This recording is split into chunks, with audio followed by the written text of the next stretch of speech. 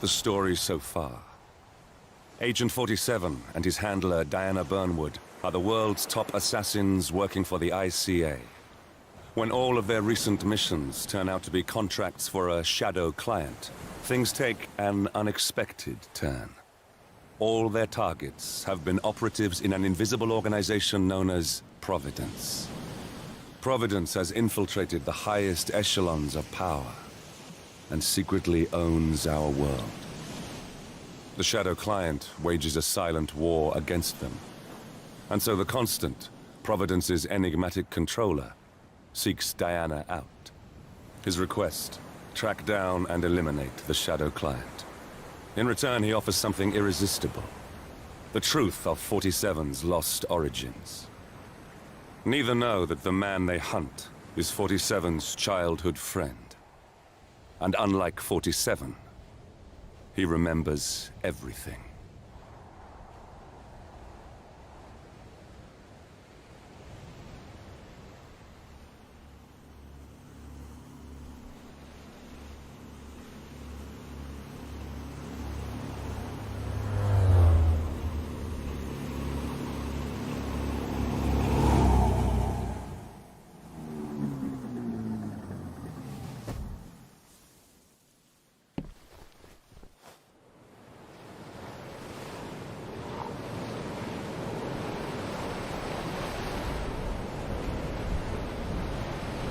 At the location. No hostile presence. Understood. Alma Reynard's house is just up the beach. Our intel indicates that she and her team are laying low, most likely planning the militia's next strike. Reynard is one of the Shadow Client's top lieutenants, and yet she's not a target. Not yet, anyway. She's no doubt high on our client's list, but for now, it's information we seek. Infiltrate the house and get us a lead on the Shadow Client. Up for some B&E, 47. On my way.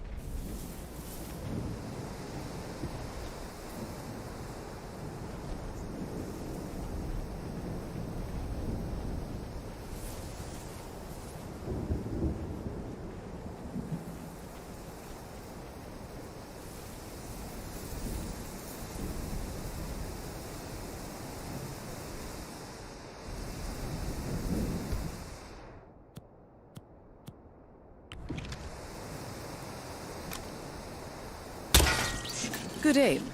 Now, according to the local home security provider, the house is equipped with multiple cameras placed around the perimeter. I suggest you get rid of them, 47.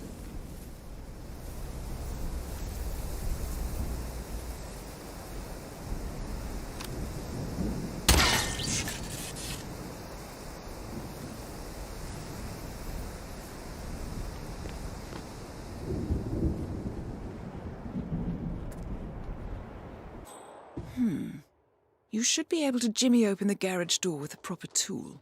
Why don't you search the pool area, 47?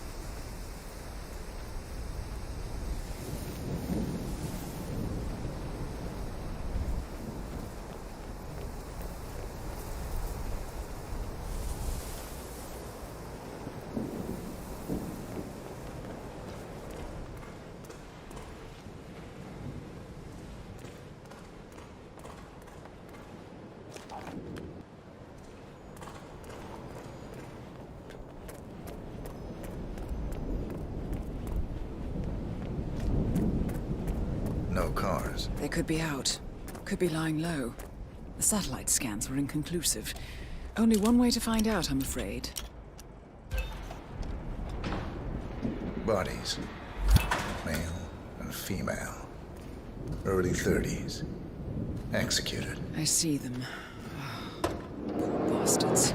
Looks like Reynard's grisly handiwork, all right. She was never shy about collateral damage. The owners? Don't think so. The house is registered to a non-existing environmental NGO. This feels more like identity theft. Like you, Reynard is known to use disguises. Keep looking, 47. Nothing we can do for these people now.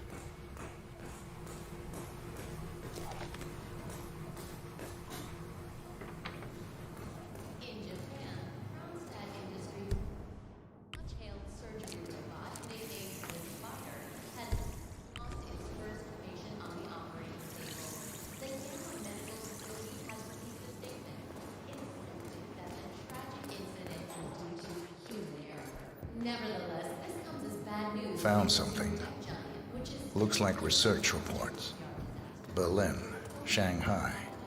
Every major malicious strike since Thomas Cross's kidnapping. Looks like Reynard had a hand in all of them. All in the past, I'm afraid. Keep looking, 47.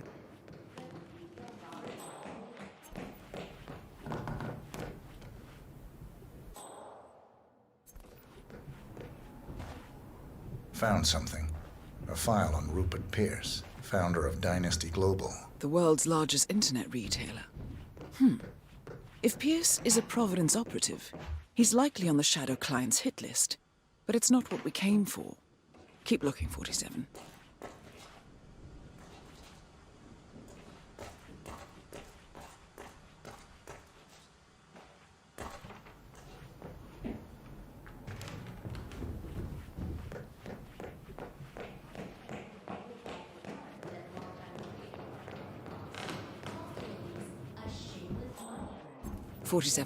That computer. See if you can't access it. Encrypted. Assuming there's a key, Reynard wouldn't just leave it lying around. Wait. According to the floor plan, the room you're in should be a lot bigger. There might be a concealed space behind the wall. Check for hidden panels, 47.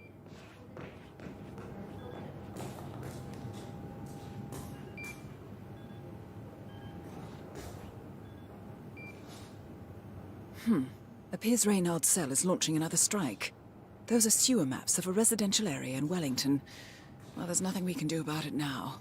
Our priority is the Shadow Client.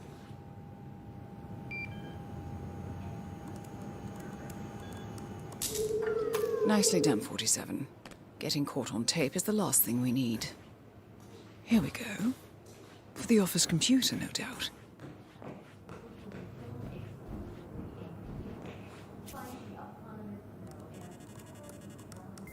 I'm in. Hurry. I'm detecting movement up the road.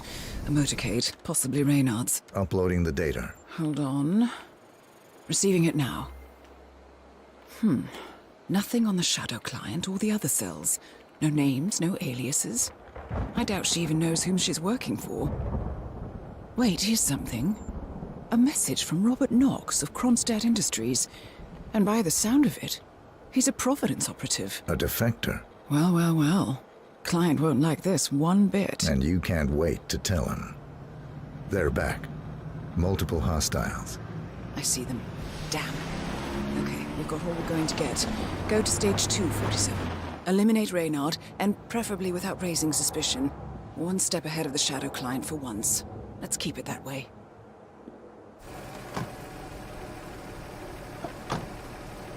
Ugh, I thought this night would never end. What a snob fest. And I even missed out on the action. I'm sorry you had to endure all that free champagne and cello music, Orson. What can I say? You really took one for the team. Yeah, well, I say stick to what you know. Has lost its first patient on the operating table. The Gamma Medical Facility has released a statement insisting that the tragic incident is due to human error. Nevertheless, this comes as bad news for the consumer tech.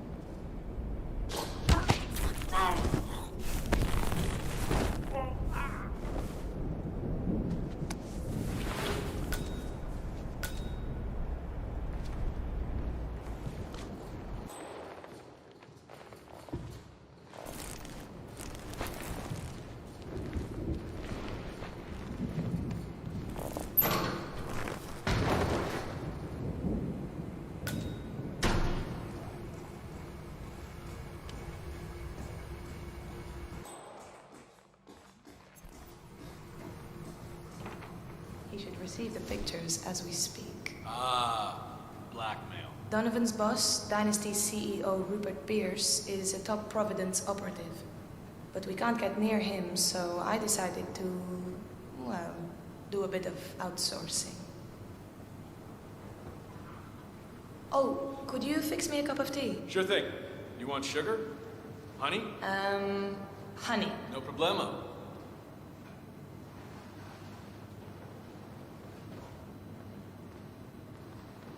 Mr. Donovan. Who I am is not important. You have seen the pictures, yes? Good. I will tell you exactly what to do. Do it swiftly and without question, and your wife and children go free, unharmed. Refuse or hesitate, and your family dies. Attempt to signal or warn anybody,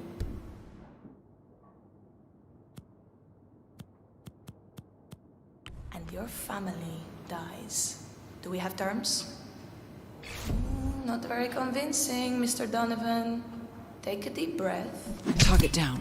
Well done, 47. Now get off the property.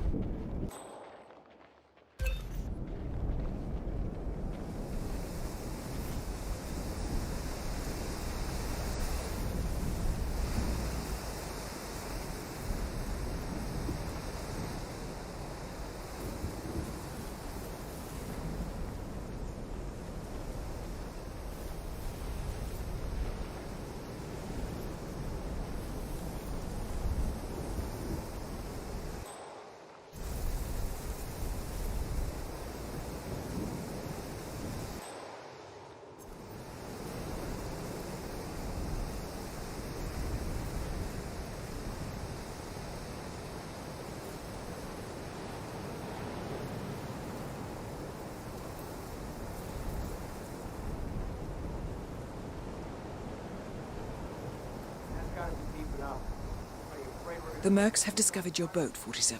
They're on high alert, combing the beach for intruders. Proceed with caution.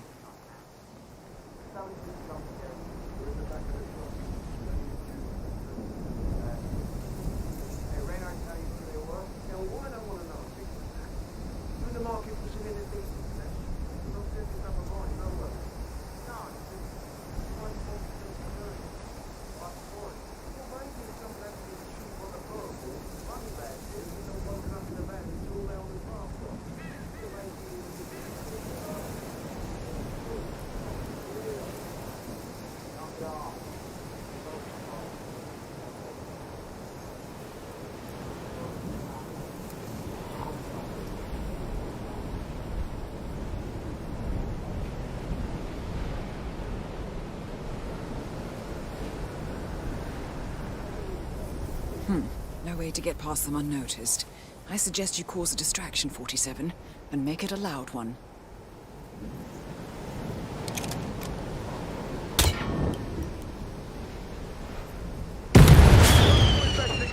I've got your six.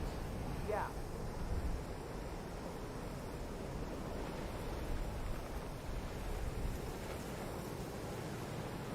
Understood.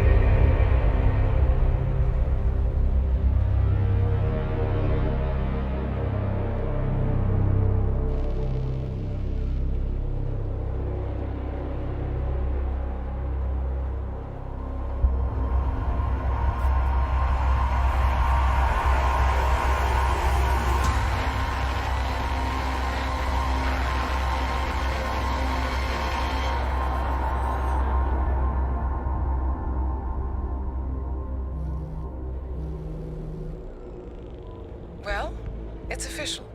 New Zealand paid off. The client has given us carte blanche. Hunt down the militia by any means necessary. A week ago, Providence was a threat. How did you swing the board? The board are practical people, 47. A blank check is hard to turn down. Besides, the Shadow Client's war on Providence is causing a global panic. Someone will need to stop the militia. Might as well be us. And the man on the train? You never told them about his offer. Taking a contract for personal gain is against ICA regulations. Sodas would have been proud. Is that a sense of humor, 47? Whatever next? Crying at the movies? Why are you doing this? I know what it's like to have everything taken from you. He claims to know about your past. Your childhood, your memories, everything Ortmeyer stole from you. And you trust him? About as far as I can throw him. But this is our best lead in 20 years. I say it's time we break a few rules.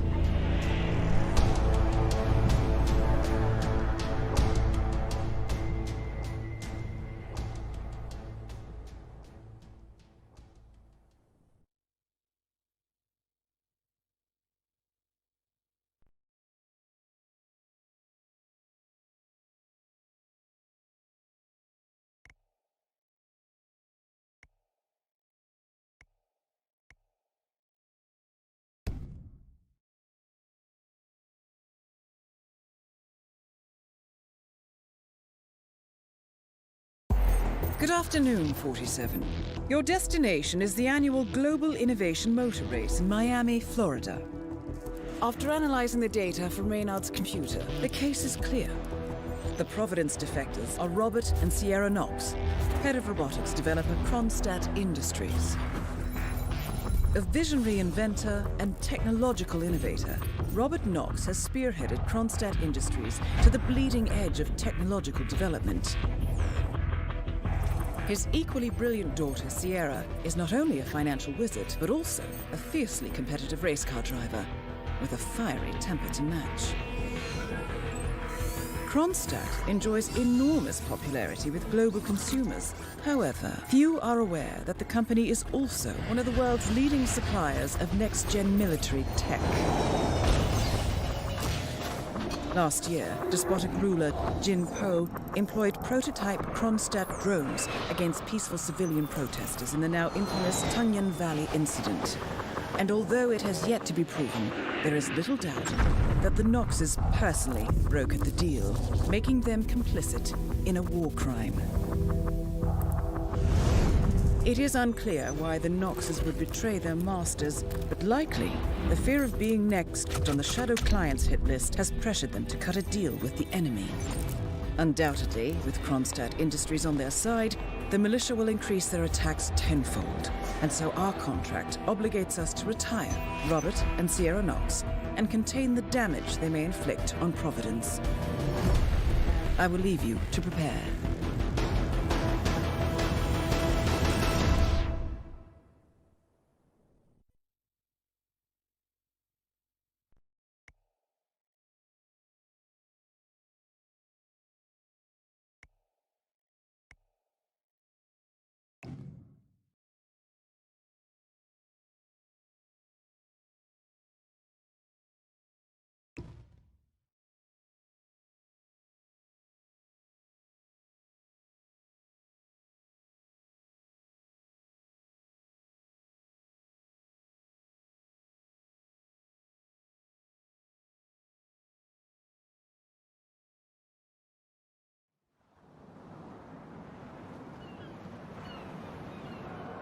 Welcome to Miami, 47.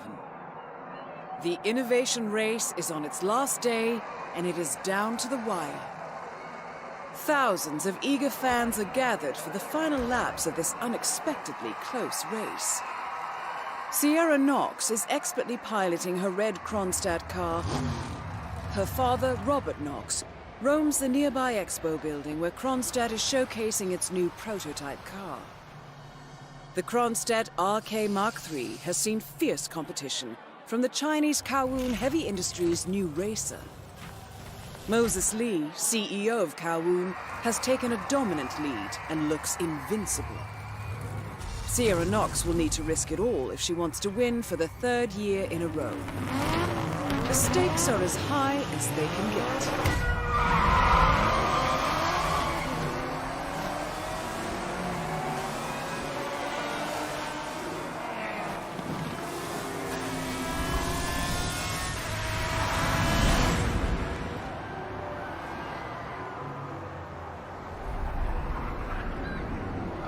Now there's stories circulating too. We're saying that Robert Knox. I mean, like.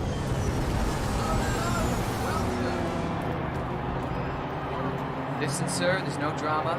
Just need to check your pockets if you want to pass. Don't worry, folks. Anything can still happen. Just relax. You'll be on your way in a sec.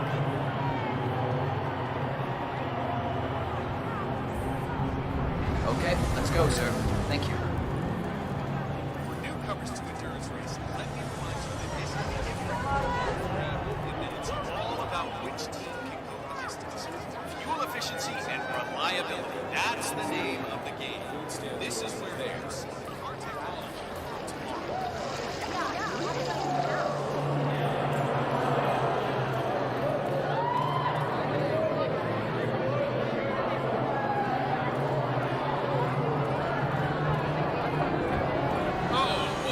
Try that at home, people. Sierra's ducking in behind Diaz's rear wing and just slingshots past him going into the corner. Great racing.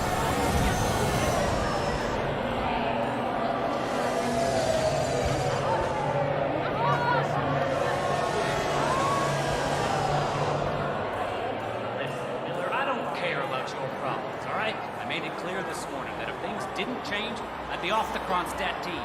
Half an hour later, I was to Knox berate my skills as a mechanic because the roll cage interferes with the radio signals from Sierra's suit. No more. I'm telling you. Yes, I know you're an asshole now, and no, I don't give a rat's ass about it. Yet, you double my salary for the entire week, and I'll come back in case Sierra decides to use that last pit stop. Well, if you decide otherwise, I'll be down by the paddock. Best of luck, Grace. Oh, my, Moses Lee is just... One of the Kronstadt pit crew has quit the team in protest, and Grace Miller, the ballbuster chief mechanic, is in critical need of a replacement. Why don't you step in and offer your services, 47? You're good with a wrench. Look at those lap times. I guess he's out to show Matthias Schuster who's number 1.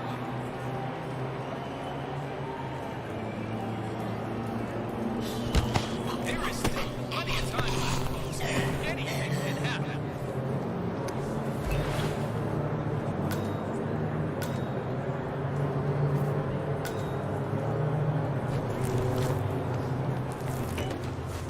Remember, folks, that endurance races is all about getting your car to cover as many miles as possible, no matter how burned out, beat up it may be. It's just...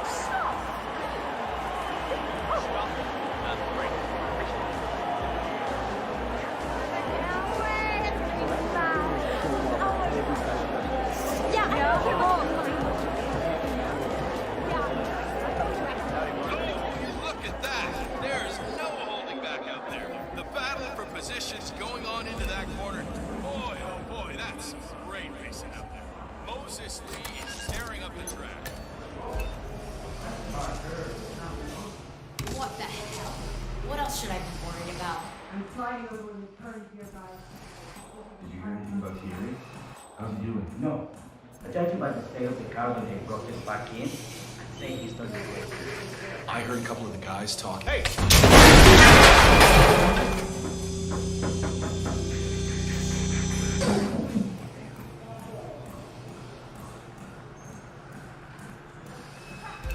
Okay, just keep a close eye, okay? We can't screw up. It's all our jobs on the line. You're the junior slip wrench who got injured yesterday, right? Suppose I am. Great, this is your lucky day. Do well and there's a bonus in it, got it? Excellent, 47. And now for a bit of maintenance. what you did. Yeah, okay. Well, on their boat. Got it? Got it. All right, everyone. Look alive to get to your station. Sierra, make him in for a last minute stop, and I need you ready and able. Sierra's coming in. Everyone on your stations, now!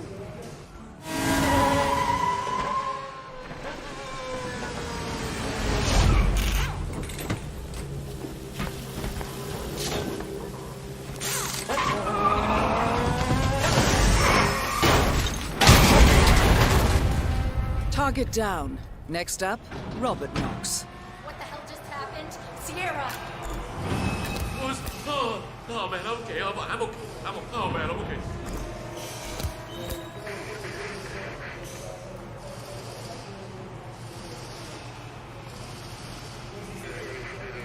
Mr. Mack, it's Grace Miller in the Kronstadt pit. Are you watching the feed? Sierra, a crash. Bad. Really bad. We can't see her vitals. Well, Robert needs to know. Another ordinary day at the office. His daughter, wouldn't he want to... I understand he's busy, but she could be dead, for God's sake. Fine, I'll let you handle it. I can be doing it. You were right. I know what he's talking about. I heard.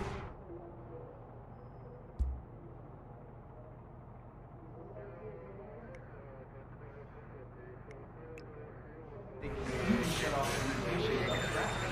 It's terrible. 2 accidents, both horrific.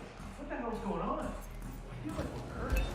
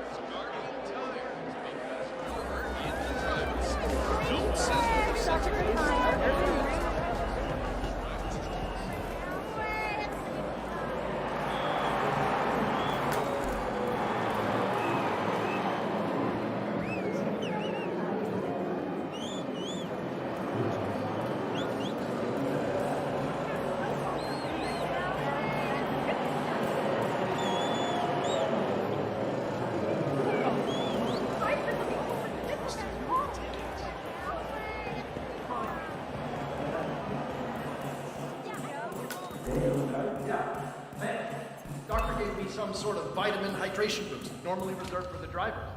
Fixed me right up. What? Gee, it's me. I'm here now, ready to meet up with Sierra Knox over at the hotel. Yeah, after the race. I've just got to pick up the documents for my bag, but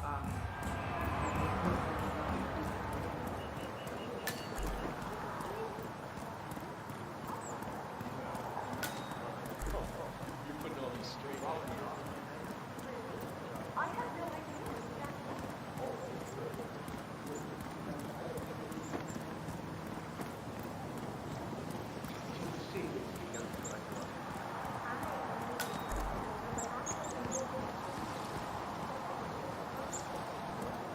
That is Ted Mendez, one of the country's most influential military-grade moneymen.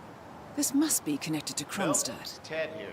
Just returning your call before heading over to the expo building to meet Knox for the new combat android presentation. No, not yet. I'm letting you stew. The guy's a genius, and you know what they're like. Desperately lacking any discipline or respect for other people. Last time I tried to have a meeting with him, he had me sitting in a room for 4 hours before canceling. I'll head up when I feel like it. All right, I'll call you after the presentation. Speak then. Ted Mendez, a defense funding consultant with the US military, is scheduled for a private demonstration of a new Kronstadt robotics project. Sounds like a way to get up close and personal with Robert Knox, 47.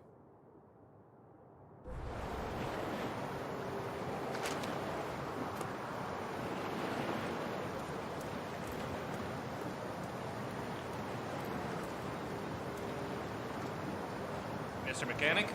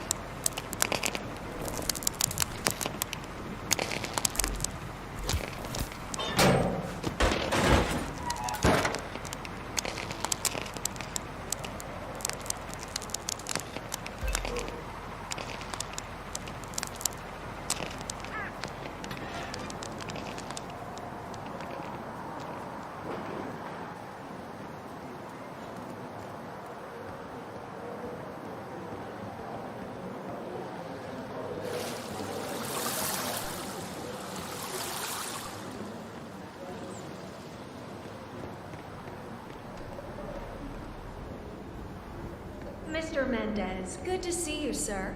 The demonstration is scheduled to take place on the upper floors. Please feel free to use the stairs right over there.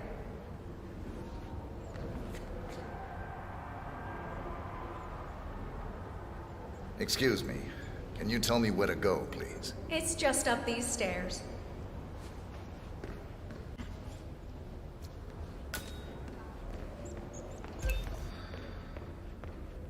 Hey there, big guy.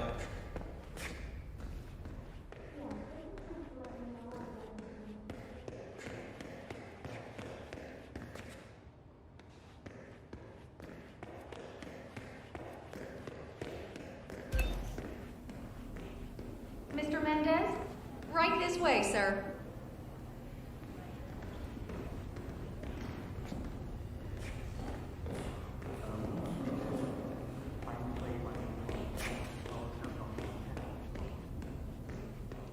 Hello, HR? Yes, it's Finn Wheeler down at the Bayside Center. Listen, I realize that you may not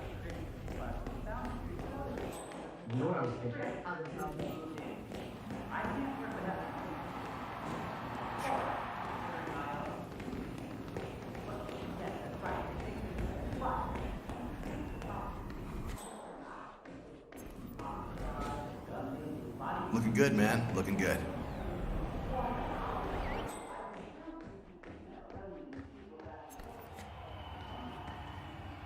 Collecting pictures of celebrity entrepreneurs now, 47? What are you thinking? Ah, Ted, good to finally Hello see there. you. Guess traffic was rough. Never mind. Let me show you everything. I'm gonna say something provocative now, Ted. War is going out of fashion. It's dirty. It's just plain bad PR. Nobody wants to exchange their children and loved ones for flags and medals anymore. The glory is gone, Ted. But, luckily, Kronstadt has a solution for that. Imagine this. Android infiltrators operating in the field, disguised and fully embedded, ready to strike at a moment's notice. Indestructible robotic operators who can infiltrate the deepest sanctuary of any adversary, striking an unseen fatal blow, a surgical tool for a blunt world. Imagine an army of them, fully equipped android medics, seeking out wounded servicemen and injured civilians, bringing them to safety, or patching them up then and there. Android pilots delivering payloads deep inside enemy territory with uncanny precision and minimal collateral damage. All right, Mendez, it's very straightforward. Let me show you. I just pick any of the pictures on the desk, then I use the scanner to upload the biometric data, and Palace will do the rest. Target acquired. WP. Obviously, the final system won't rely on you manually feeding it biometric data. This is still a prototype. This is a pivotal moment in modern conflict solution, Ted. Palace is entirely foolproof.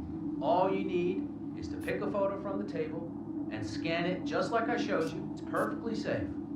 Go ahead. Make my day.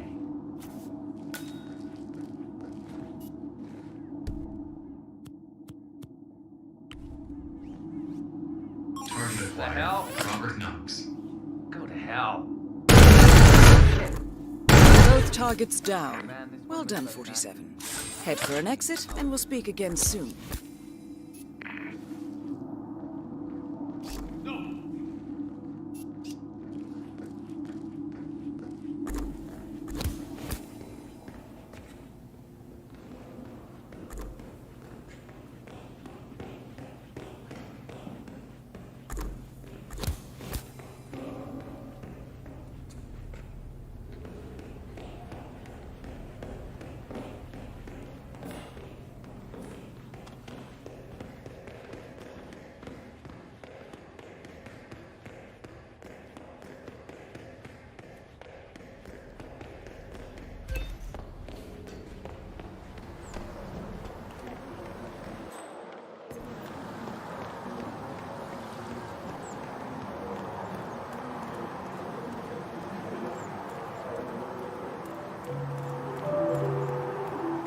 All right there?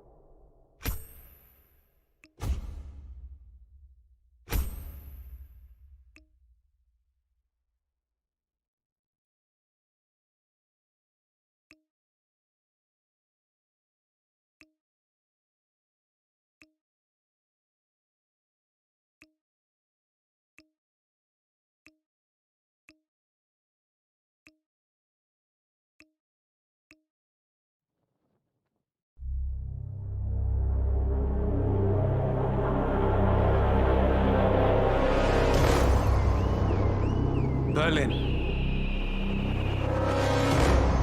Shanghai. Montreal.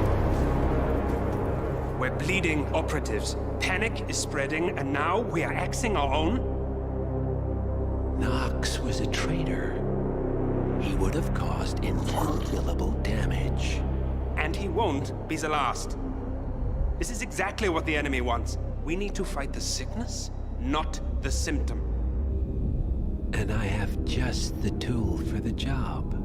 Right. The Burnwood woman. Eric Soders warned you about her, didn't he? The Crusader. I can handle Miss Burnwood. Everyone hates power until you offer them some. You ought to know. ICA speaks the enemy's language. We need them. And once we don't? We'll cross that bridge when we get there. Fact remains, we are shadowboxing. We need to know who we are up against. I was getting to that. His name is Lucas Gray, the late Mr. Cobb's head of security. Cobb was ground zero, first of our operatives to die. It had to be one of his staff, someone with military training and access to the plane. Grasping at straws. Gray is a mercenary, a veteran of every backwater tragedy you've ever ignored on the 5 o'clock news. Chechnya, Sierra Leone, the list goes on, but before '89, nothing. No records of any kind. Now, come on. CIA, KGB, plenty of spies went dark. After the curtain was lifted, I cast a very wide net. Lucas Gray simply does not exist.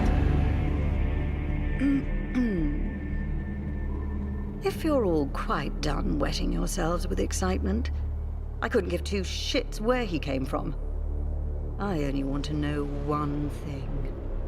How does he know about us?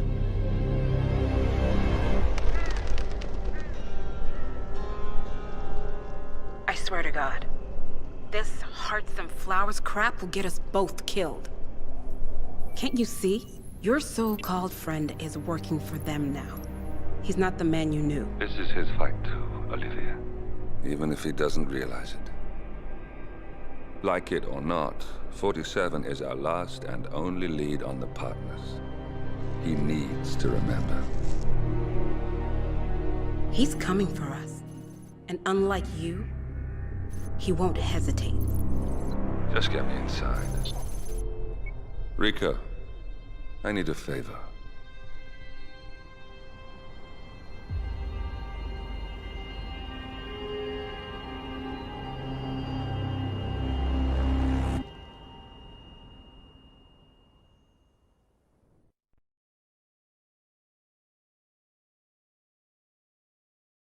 Good morning, 47.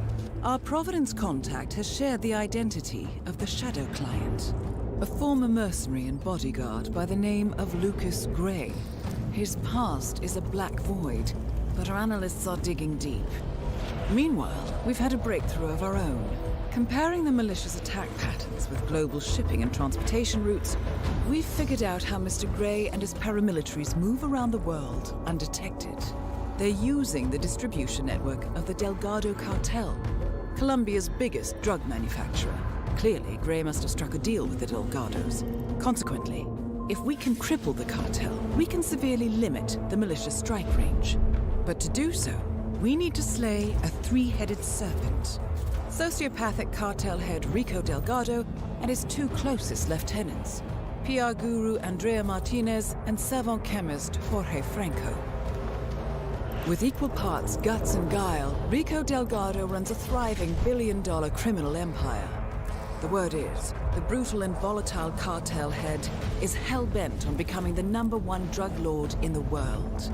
To achieve this, Martinez, a childhood friend of Delgado's, has been buttering up state leaders and decision-makers, paving the way for an expansion of the Delgado logistics network, while the brilliant but aloof and antisocial Franco has been hard at work developing a new type of super cocaine.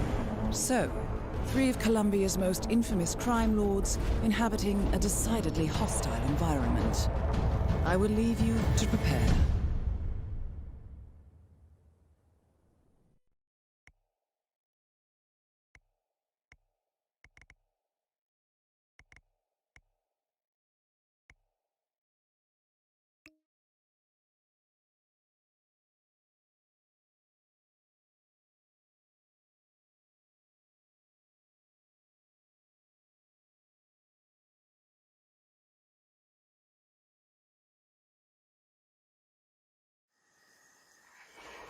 Welcome to Colombia, 47.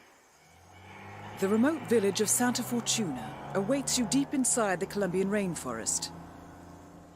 An iron-fisted Delgado cartel rules over the village and its surroundings. Security around Santa Fortuna and the closed-off cartel compound is extremely tight. Armed sicarios patrol the streets of the village, ready to enforce harsh punishments to those who do not comply. Rumors persist of hidden transportation cave systems connecting the village, the cartel compound, and the hidden coca fields beyond. It is a rare occurrence to have all 3 cartel leaders present in the village at the same time. Expect that all targets are protected by scrupulous killers, armed with automatic weapons. Rico Delgado inhabits his fortified mansion on the outskirts of the village, while Andrea Martinez can be found in her village office or around Santa Fortuna itself. And Jorge Franco is engaged in development of a new drug in his field laboratory. Happy hunting, 47.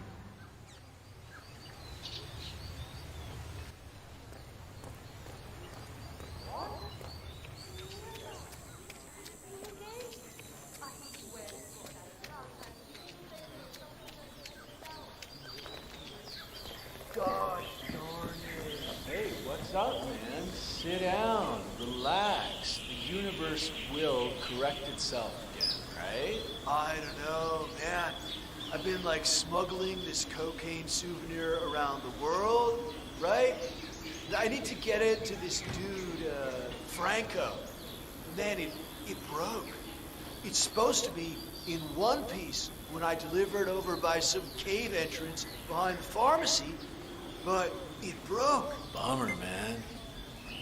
So, a drug dealer from Sapienza has been testing a new method for smuggling Delgado brand cocaine into Europe, baking the substance into souvenirs, coated in a special anti-drug detection paint solution. The dealer has been traveling the globe, testing the method. However, he accidentally broke the souvenir on arrival and needs to mend it before going to see Franco.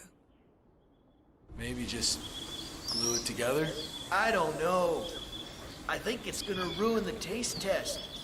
This Franco guy is like a bloodhound, but, you know, with taste, not smell. You know? Yeah, man, that's too bad. I'd still try the glue, you know.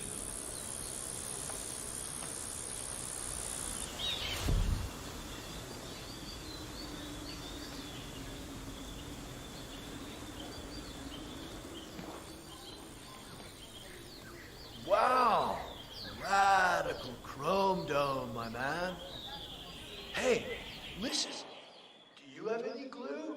No. Yeah, it figures.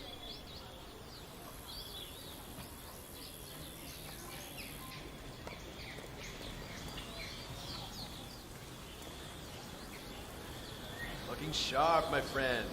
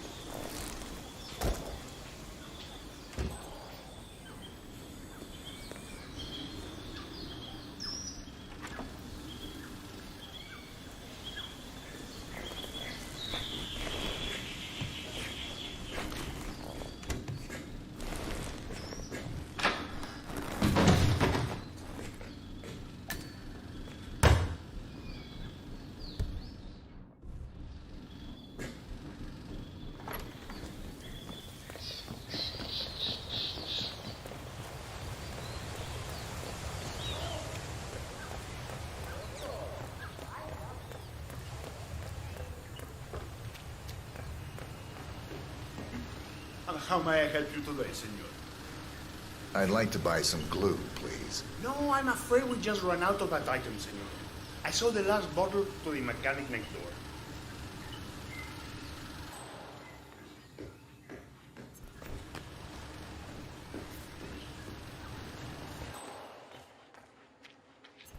This is a smart investment.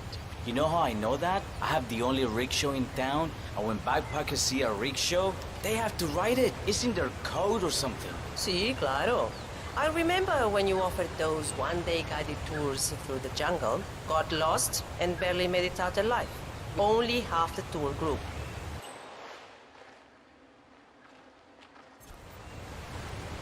Do you sell glue? A la puta.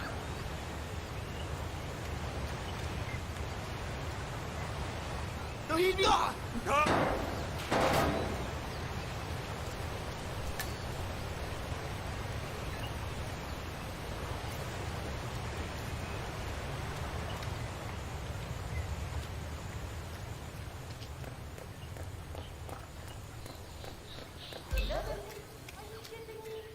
That gets anywhere near the wiring.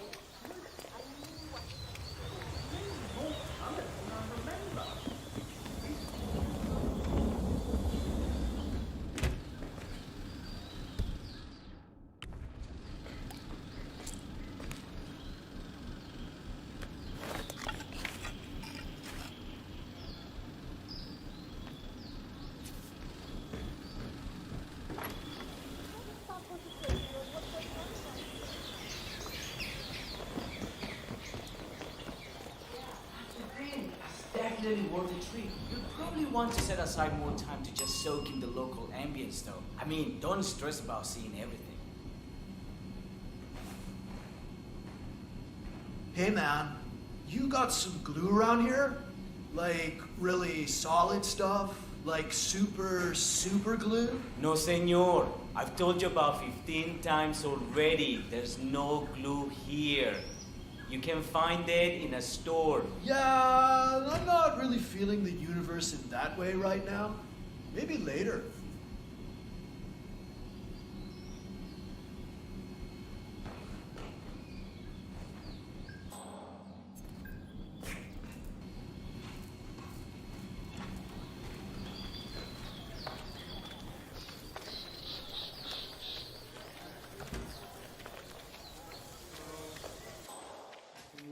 For what?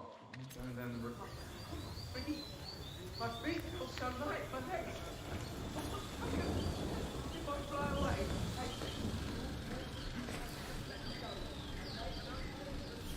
it'll be okay up there.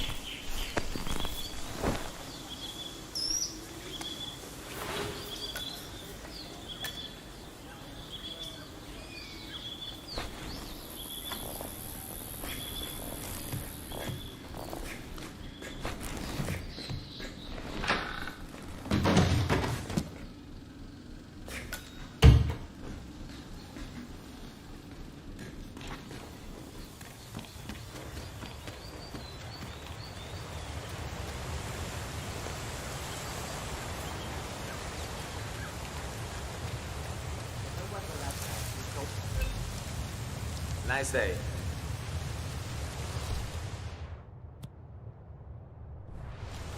People, we get more curious about this. Oh yeah, if you want to come through, I'm gonna have to pat you down. Cool? This will be over in no time.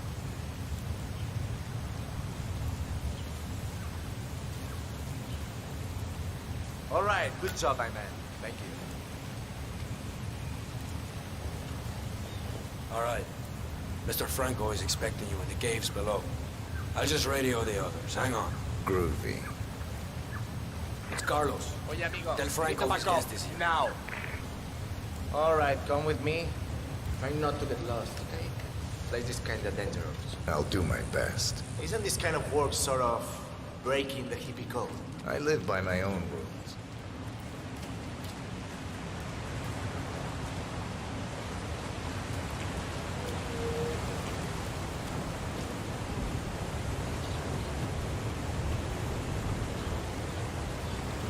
So I guess all that make love not war thing sort of lost its luster, huh? Peace and love isn't really my thing.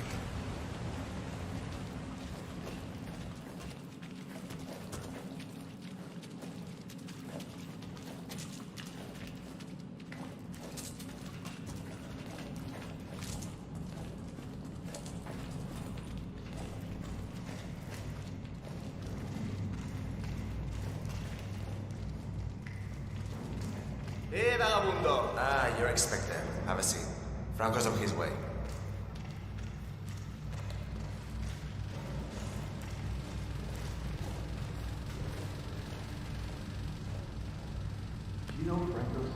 Nice one, 47. And now for Franco to sample his handiwork.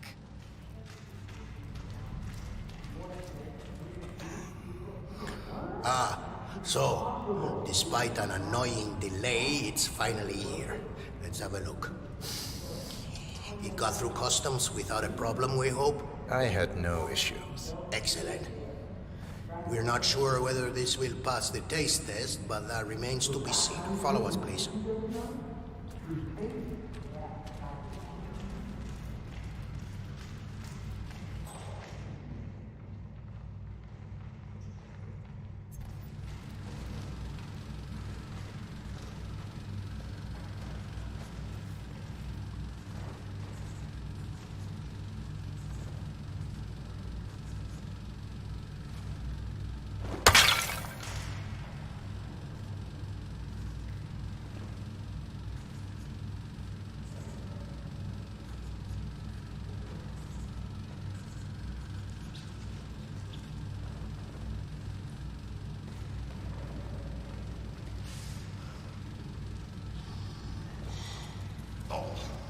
Not feeling right.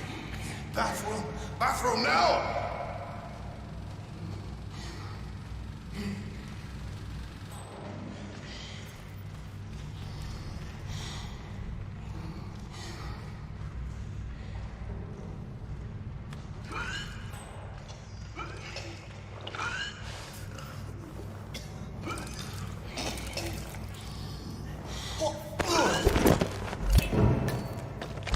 Franco confirmed down. Nice work, 47.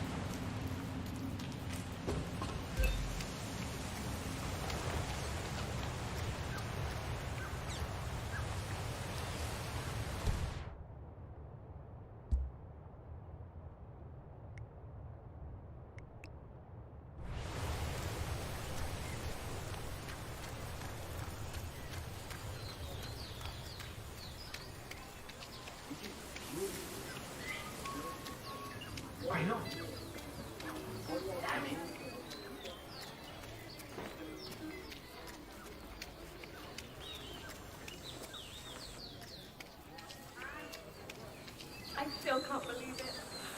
Oh, meeting Sue Power in a local bar in a tiny village like this. I mean, even the biggest celebrity tattoo artist in the world. Maybe he's here to see that Delgado guy we've been hearing about? Sounds like he's got money to spare. So, P-Power, celebrity tattooist of Tattoo Torment fame, has come to Santa Fortuna. Presumably to work his magic on Rico Delgado, a known ink enthusiast. Sounds like an invitation to the mansion, 47. Are you feeling expressive? Could be. Lucky guy. Wish I could afford one of his pieces. Ah, his work isn't that impressive. All he really seems to be doing is touch up and cover up and botch work on that reality TV show of his. Improving on stuff that looks like crap probably isn't too hard, you know?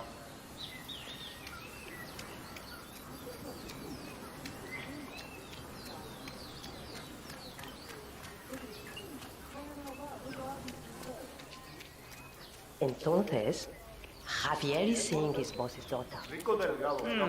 I didn't know this.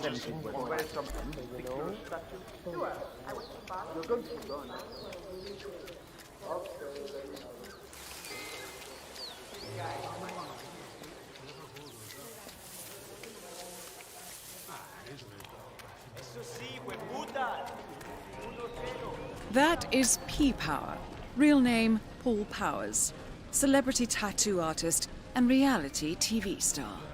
Mate, I'm telling you, I've been in some crazy shit before where this takes the cake. Know where I'm supposed to be right now? The Delgado mansion. Just knock on the front gate, they said. And then what? Walk in and tattoo the world's most notorious cartel boss. I can see how that's not easy. I heard he kills me. Just for fun. Imagine what he'd do to me if I messed up. Oh, sure, he's dangerous. But it's his wife you need to look out for, caballero. I'm a dead man.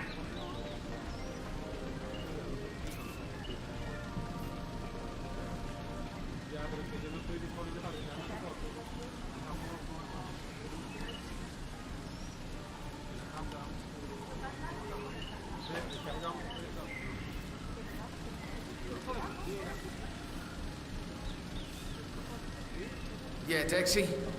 It's me. Look, I'm in real trouble here. Call me back, all right? Oh, you okay? You look like you're in a fever or something. Fine, just need to pull out. All right. You know if you need anything cold to drink, but see.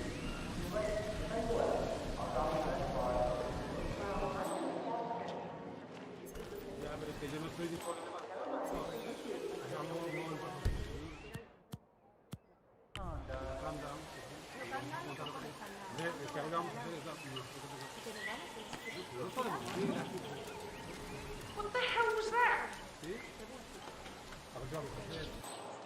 Come on, give me a break.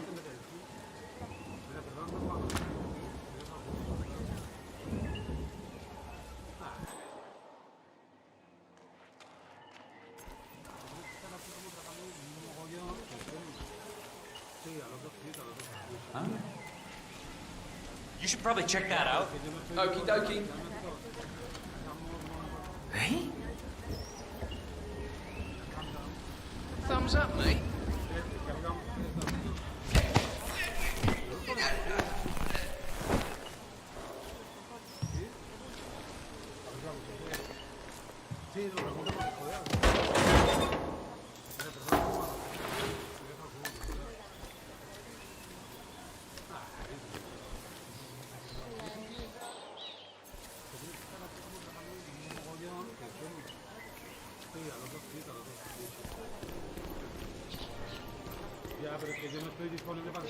It's you!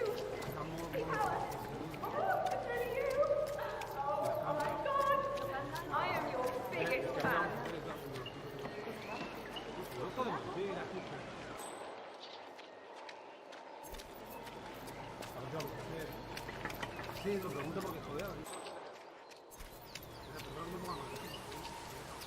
You heard the news about the Moreno? How they had 15 guys in lockup in Malaga, yet all of them worked 2 hours after we closed. That's what we have. Is that foundation looking fairly stable for you? Well, the base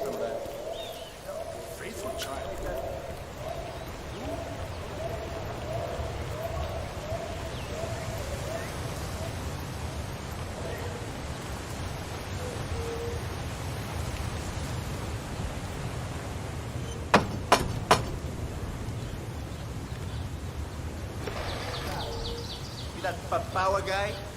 Hang on, man. I hope you don't mind, but we need to freeze him. We're not coming this way unless I buy you down first. That's not open for discussion. You're entering the lion's den, 47. Tread carefully. Practically everyone here is dangerous, not least Rico Delgado himself. Everybody loves that shit. Okay, All right, let's Mr. go, Forward. let's go, parcero. Follow me to the Mueva house. así. Mrs. Delgado wanted to meet you. He's a big fan. See if they get to Rico afterwards. My sister got a tattoo once. It was supposed to be a tribute to her son, but the guy fucked it up. Baby Gustavo ended up looking like a dead chupacabra. When my brother-in-law saw the tattoo, he went down to the guy's house. Shot him dead. Which was kinda dumb, because he was the only tattoo artist around for 100 miles. Can't say that ever happened to me. You bet. Oh my god! What's up, yo? It's really you! Big Power! It's such an honor to meet you. I just love your show. That episode where you tattoo the heart on the arm of the dead dying policeman while they're administrating CPR. It's the most beautiful thing I've ever seen. A great moment. I cherish the memory to this day. See.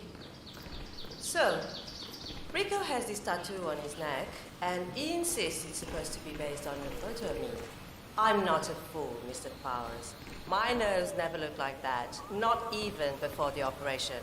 And sure, I've had a few ticks done here and there, but nothing as drastic as that.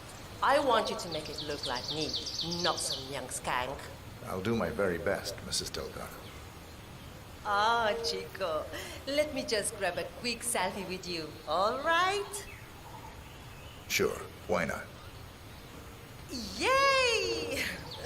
Just look this way.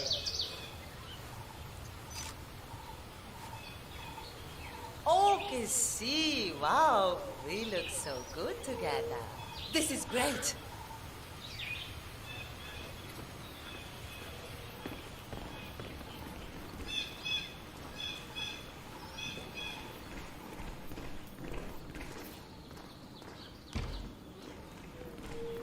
So far, so good, 47. Now to leave your mark on Mr. Delgado. So, this is the famous Pete Bauer, tattoo artist to the stars. Huh. You don't exactly look like you do on TV, do you? There's something different about you. Carino, don't insult our guest. He's obviously not been sitting in a stylist chair for days, but this is P-Power. Who else would it be? Well, what about those cheekbones? The guy on TV didn't have cheekbones like that. Hey, Rico, enough. You know they fix all that in post-production. Just let the man work. Okay, fine. Whatever you say.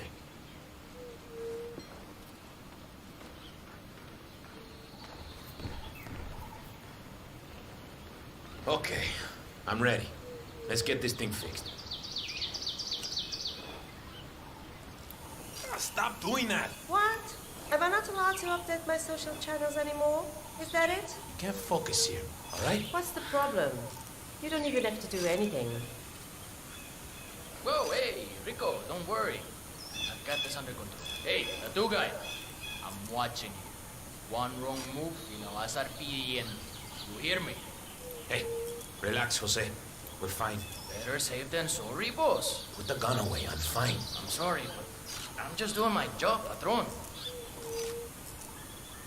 Are you doing this just to annoy me, cat? I'm just grabbing a few shots for the socials. Relax, Rico. Very distracting, kitty cat. Please stop now. You need to keep still, Mr. Delgado. I wouldn't want to stab you by accident. You heard the man, Catalina. Leave us now. Fine. Have it your way. But that tattoo better look exactly like me when you're done with your new BFF, Rico. Calm down, all right? Everything's okay here. Just making sure the script doesn't try anything funny. Hey, I need you to stand down. Stop waving that thing around. No. I'm not willing to take any risks here, Jefe. So what are we waiting for, huh? I'm here, I'm ready. Get on with it. Hey, Jose, I need you to leave us alone now. You're too wound up right now. You understand? All right, boss, all right. But I'll be back in a little while if I don't hear from you, huevón. Oh, finally. Some peace and quiet. Can I finish my work now? Do what you do best. You got it.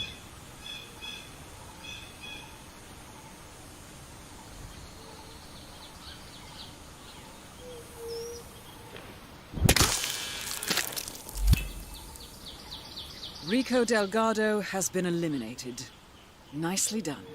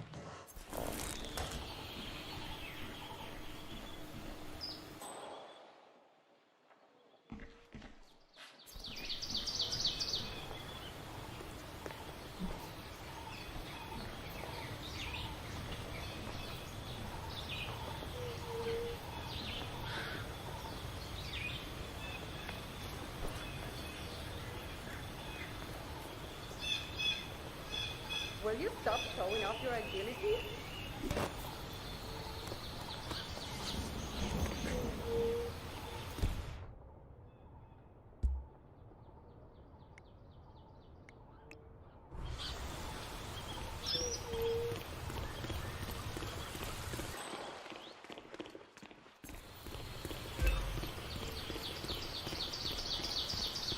Did you hear Javier stole the love letter Hector Delgado wrote from Martinez?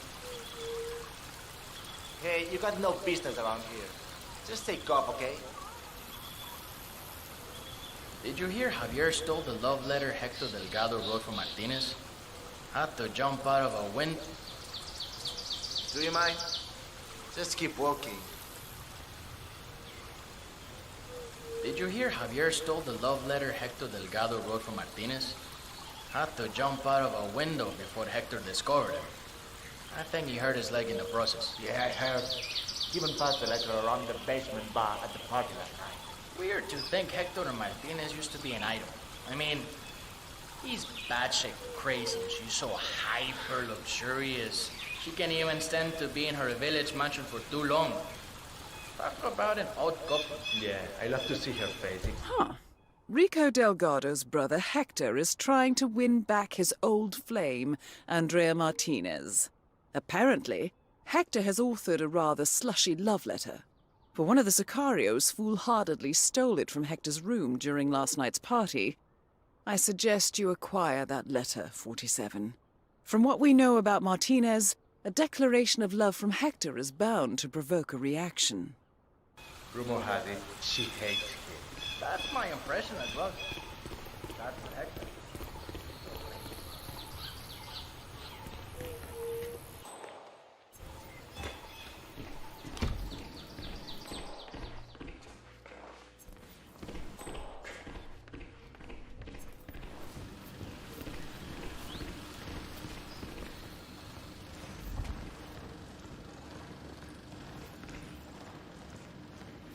No, don't do it! Extra careful around the family.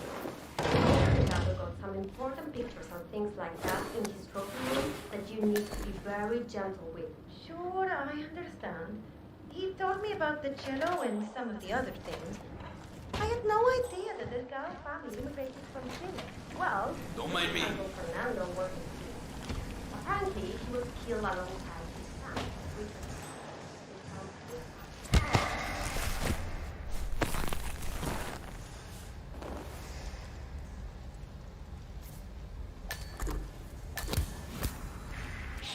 This thing right here. You or no? Hey, that's enough.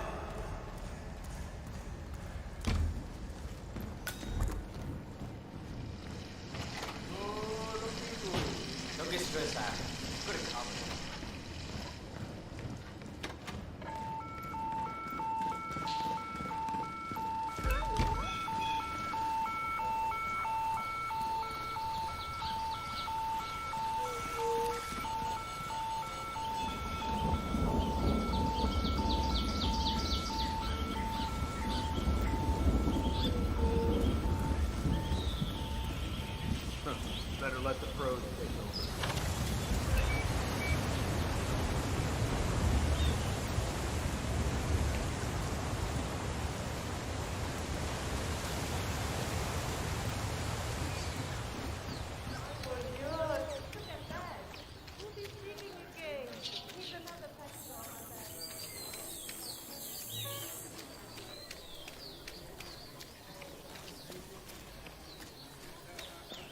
a nice guy anyway. The boss could... I have a letter Don't from mind Miss me, Martinez. All right, let me see that. Is that from Hector? I wouldn't know anything about that. Well, let me enlighten you.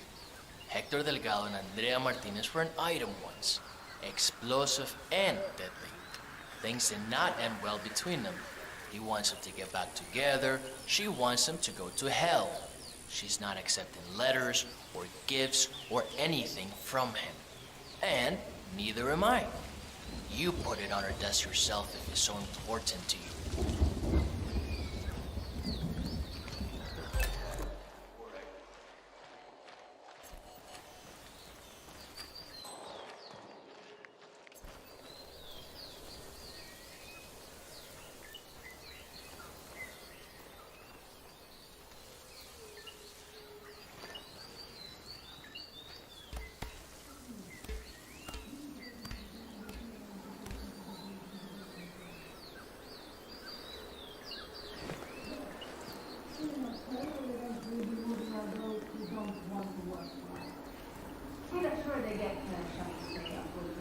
Compensation for the loss of their homes, of course. But it's the whole thing about collecting eggs and making homeless. Right. Well, it's maybe a dozen families that will be affected, and a section of the jungle. The plants will take up quite a bit of space. No, in their minds it's a war for treatment. Well done, 47. This should be good.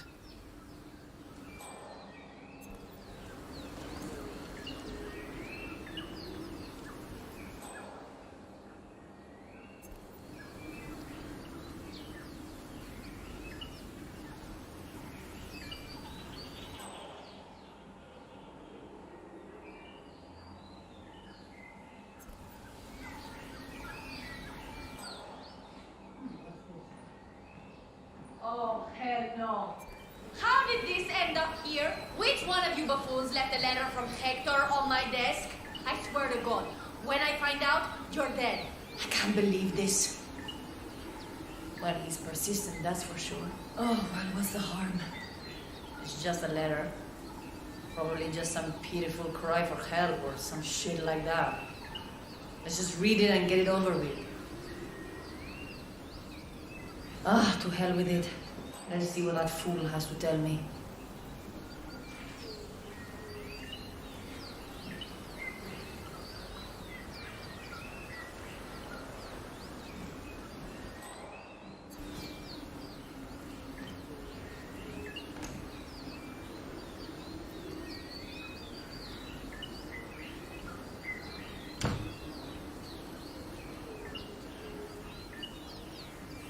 Let's see what he has to say. My, Hector, you romantic fool. I had no idea you still felt this way.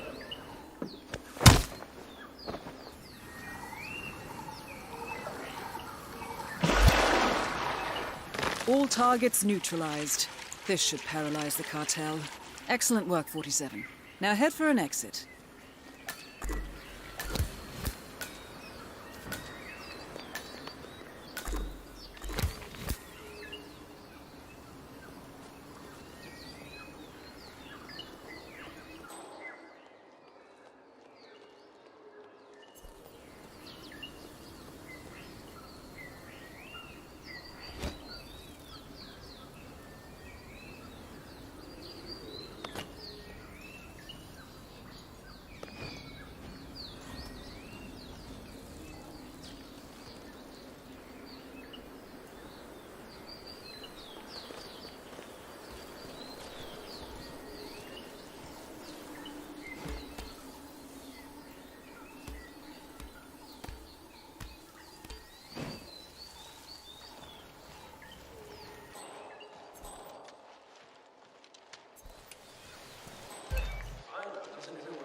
Downtime?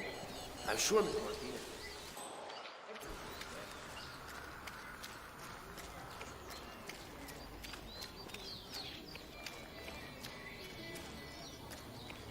Better pick up that fish we're frying.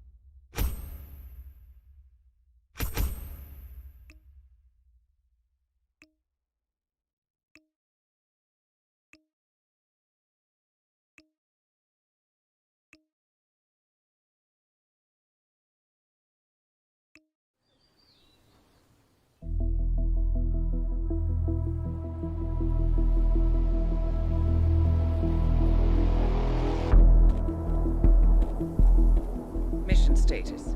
Columbia assignment successful. Tactical targets neutralized. Militia transport network disabled. Location of primary target unknown. Team chasing several leads. End message. Encrypt and send.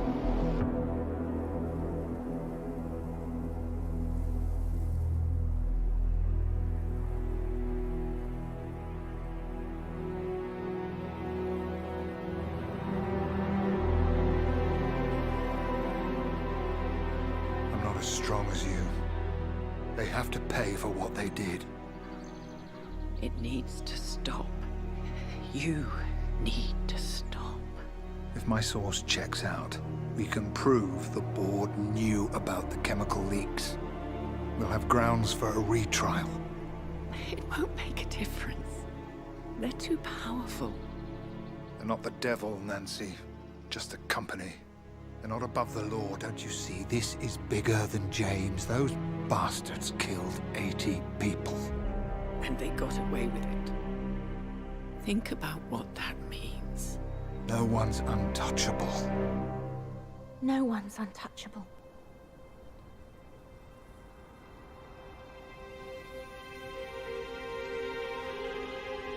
Diana! Coming.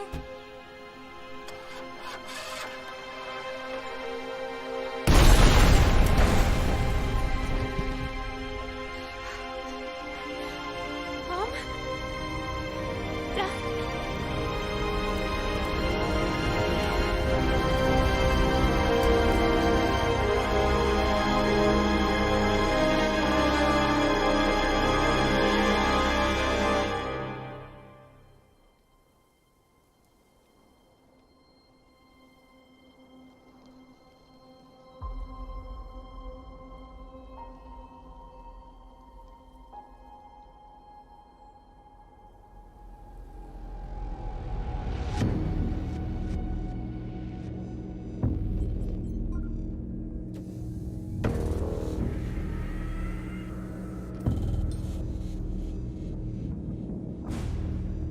We got what we came for. Move out.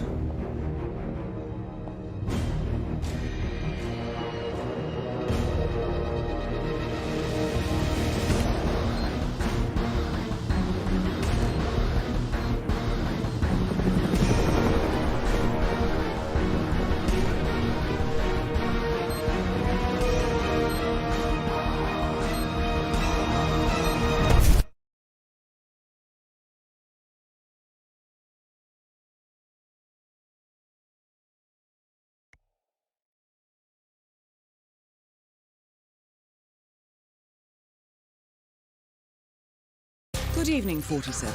The militia has released a hostage tape, outing the existence of Providence to the world. This was a fatal mistake, and our analysts are tracing its origin as we speak. In the meantime, we have a lead on Lucas Gray's top lieutenant. Turns out the Delgado cartel's counterfeiting unit was creating fake IDs for the militia, and one operative in particular stands out, Wazir Kale, an infamous South China Sea pirate better known by his nom de guerre, the Maelstrom. The Maelstrom and his cutthroat band of outlaws were the scourge of the shipping industry in the post-recession years. But his reign of terror came to an end with the disastrous 2014 hijacking of the supertanker Francis King. Chinese elite forces stormed the ship, resulting in the deaths of a dozen sailors and most of the Maelstrom's crew. But Kale slipped away unseen.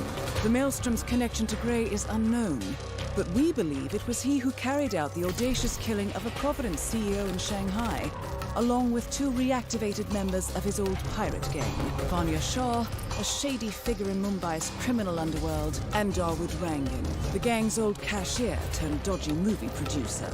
Shah, Rangan, and the Maelstrom form Lucas Gray's Eastern Cell. They are a crack strike team, and stopping them is our client's most pressing concern. Unfortunately, the elusive Maelstrom appears to have vanished into the seedy underbelly of Mumbai, the cradle of his criminal legend, and no one knows his whereabouts or what he currently looks like. So, a bandit queen, a showbiz charlatan, and one certifiable ghost. I shall leave you to prepare.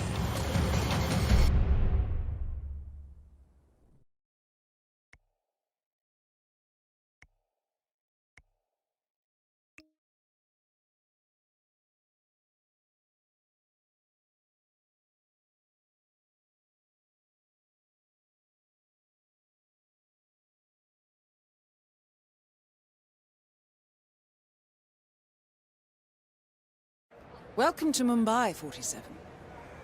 One of the most densely populated cities in the world, home to more than 12 million people.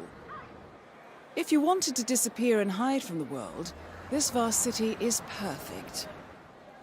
The maze-like sprawling slums offer secret paths and surprises around every corner.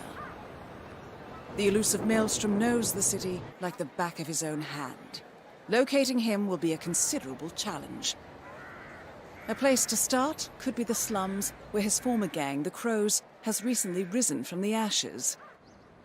Dawood Rangan will be easy to find in his half-finished tower, wrapping up his new film called Mumbai Hero. While Vanya Shah has ensconced herself in the overgrown remains of an old train yard. Your 3 targets call this labyrinthine part of the city home, so choose your approach carefully.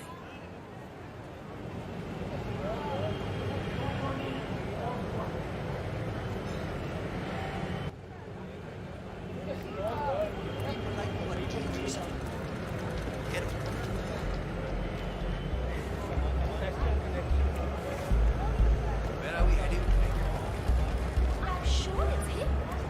My God.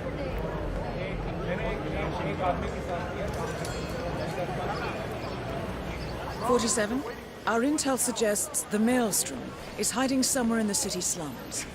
I've marked the headquarters of the Crows on your map.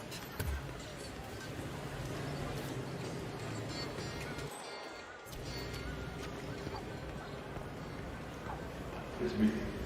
It is imperative you notify me as soon as Saga's barbershop is open again. He is an excellent source of information, and I want to make sure he understands who he's working for now. Signal me at once when the shop is open. That is all. Acha, ek baat bata. Any idea why the boss wants to know when the barber shop is open again? Yeah.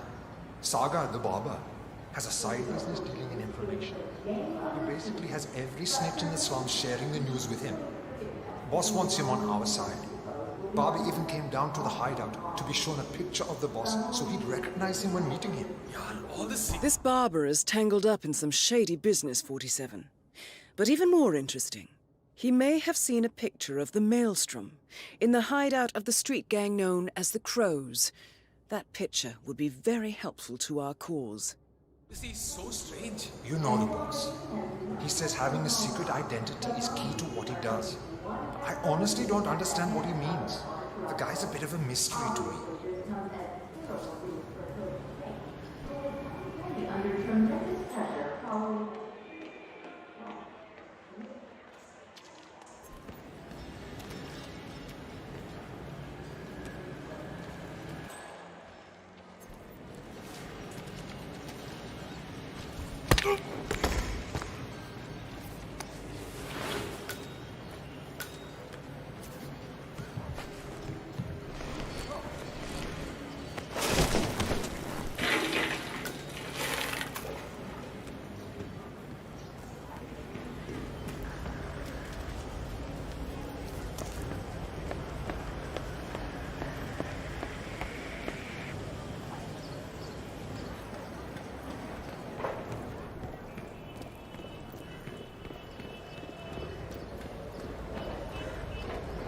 Must be the new guy.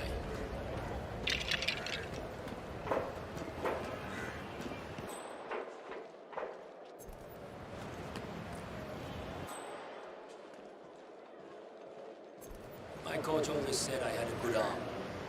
You ever seen me ball? Man, I was fast. I'd throw that ball like a damn lightning bolt. Oh, sure, I could have gone far, all right. And I always wanted to hear that. No use in crying over spilled milk. The past is the past, my friend.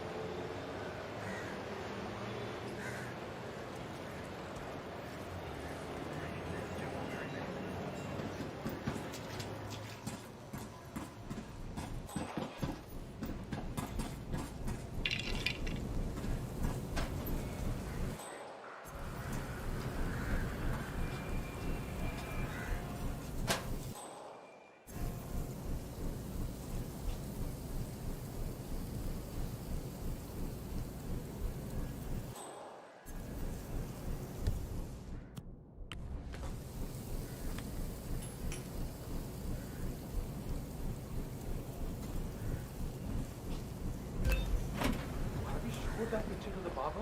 Yeah. He was literally about to shit himself when we brought him down. Delving straight into the heart of darkness, 47. Good luck. The powder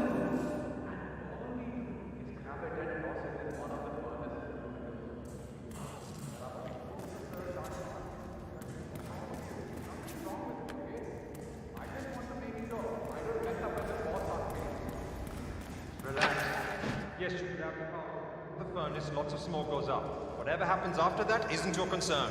Okay, good. I wonder what does happen after the smoke goes up. Not your concern. Fine. Arre,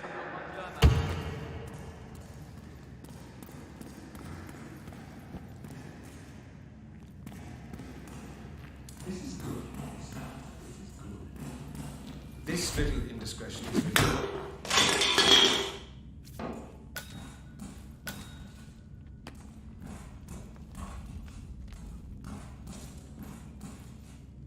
A photograph and a note addressed to Sagar the barber. This looks like a very recent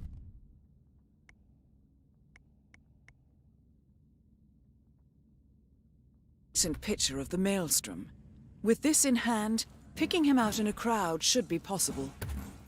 You could also investigate the barber shop and see what is going on there.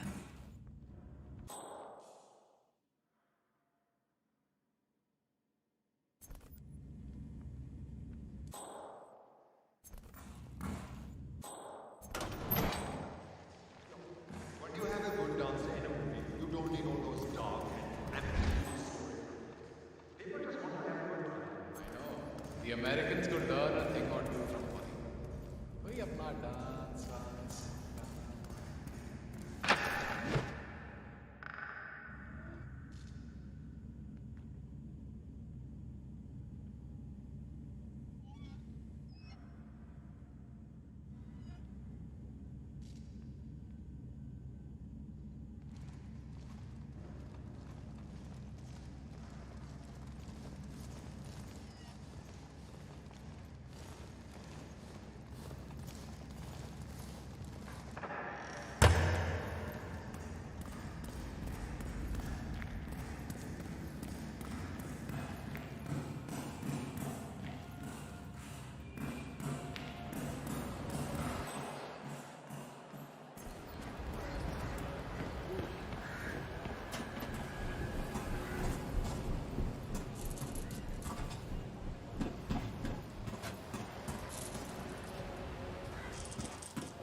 I couldn't complain in the Premier League if I put my mind to it.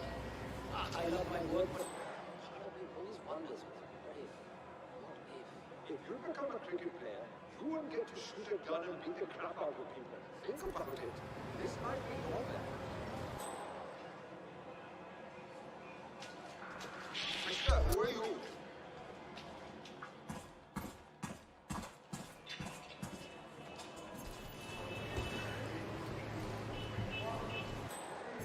Oh, shit!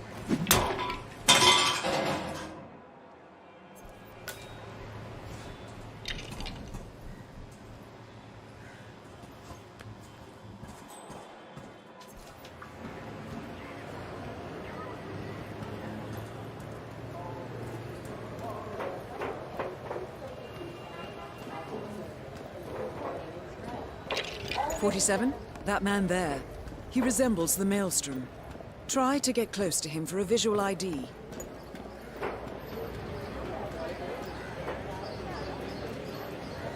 What are you doing? You need to open the shop. There are people waiting outside already. I can't remember what he looks like. The guy the crows wanted me to provide information to, you know? Their boss. They should... Hey, didn't no one bother to teach you any manners? I can't remember what he looks like. The guy the crows wanted me to provide information to, you know? Their boss. They showed me his picture in their hideout 2 days ago. But I was so stressed out. I thought they were going to kill me or something. I can't remember his face. What if he shows up and I miss him? Then you should go and explain it to them. They probably still have the picture there. What if they hurt me? What will happen to you? Or if they decide to burn down the shop like they did with that other guy with the metal recycling, I won't do it. Bhavin, I told you we would get into trouble with this snitching business. But you had to go and earn some easy money sharing information with the gangs. This is your mess. You fix it.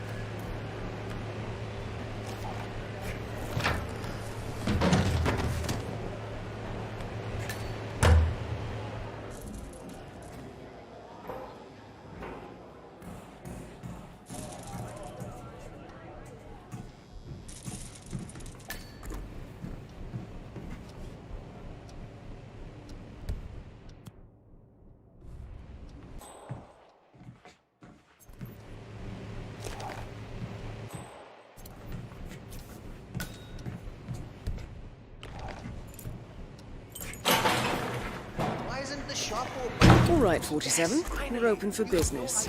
We know what the Maelstrom looks like and expect him to show up. Patience and shaving cream is what's on the menu now, 47.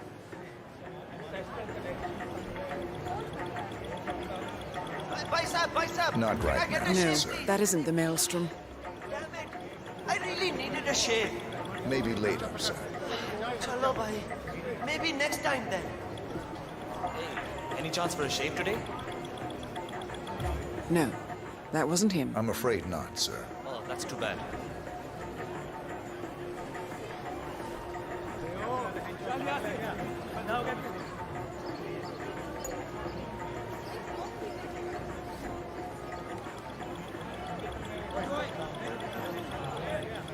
That wasn't him. No.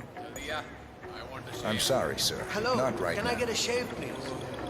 Big mistake to deny me. Shame, not the Maelstrom. Not at this moment, sir. Okay, you're 47, that man by the counter. That's the Maelstrom. That looks like our patience paid off. I'm ready. How about you invite him in for a close shave?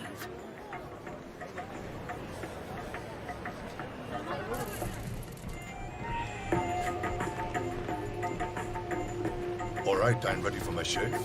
Make it a close one.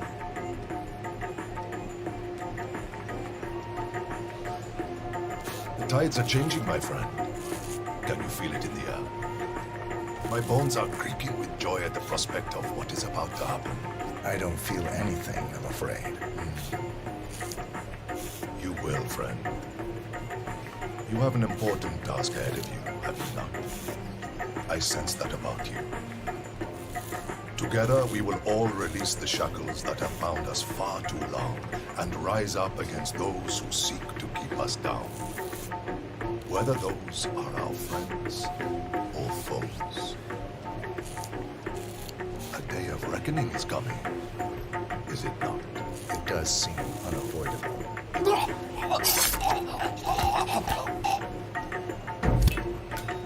The infamous Maelstrom is dead. Very well done, 47. No rest for the wicked, however. On to the next one.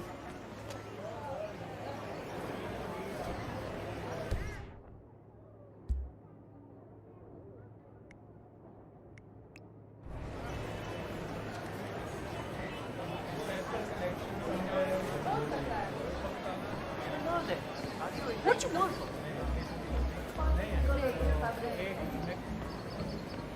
Vanya Shah will hear of this.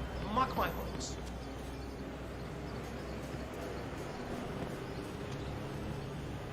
कुछ मिला क्या? Did you have any luck? No, that tailor is impossible. I explained to his employee that Miss Shah wants to meet with him, but he claimed that the tailor wasn't available. So you didn't just go inside and look? Only the Royal Guard can do stuff like that. I'm sure Miss Shah will send someone with more hands-on experience than me. He's the only tailor in town that can make that damn dress. That's what happens when you drown all the others, I guess. It appears Vanya Shah is in the market for a dress fit for a queen. She's sent after a local tailor, but for some reason the man refuses to cooperate. A man of your impeccable taste should be able to fill in perfectly for the tailor.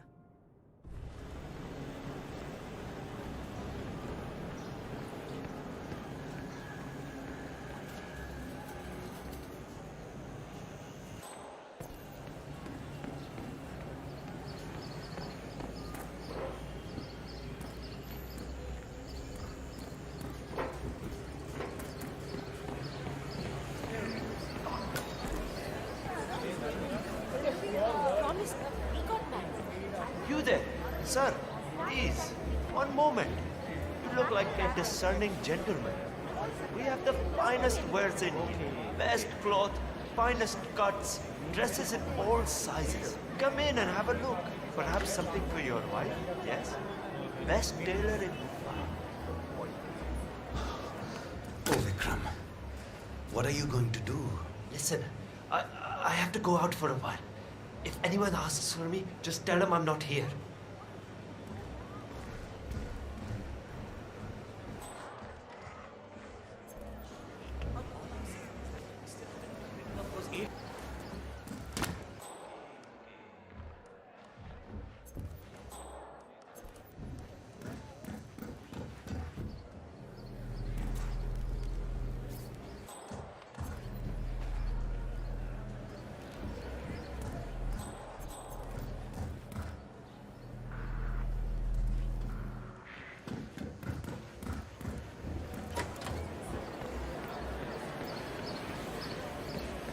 Greetings, sir. Can I interest you in my fine wares? Cheap, durable cloth in many special... How much are these? Ah, my friend, you have chosen well.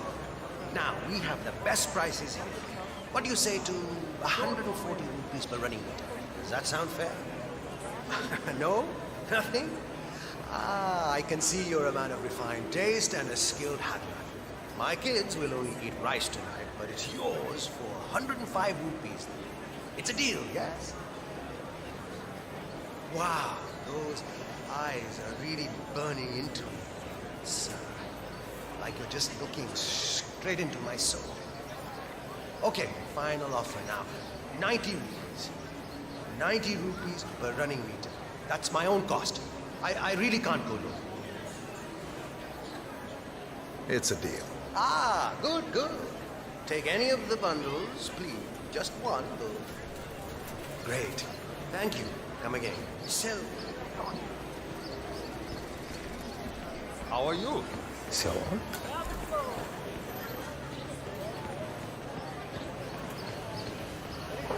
I'm not sure I've seen you. Who the hell are you?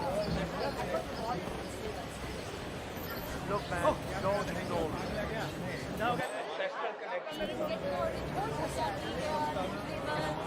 Oh, crap.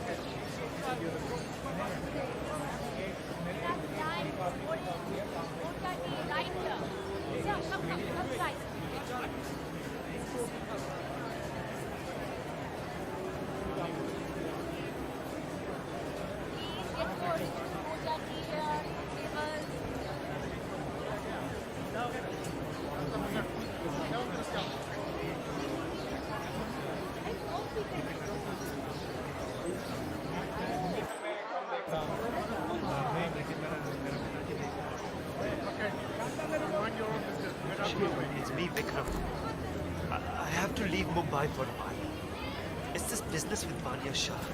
It's not going away. I will not do it. We have been oppressed by her pulse rule long enough, and someone needs to take a stand. Besides, she killed everyone that came to her. Nobody knows what she wants. I can't risk it. Better to run. There's a bundle of money hidden in a box under the power junction near the water pump. It's for you. If you need more, Talk to the people at the shop. They will help you. I know. I will talk to you soon.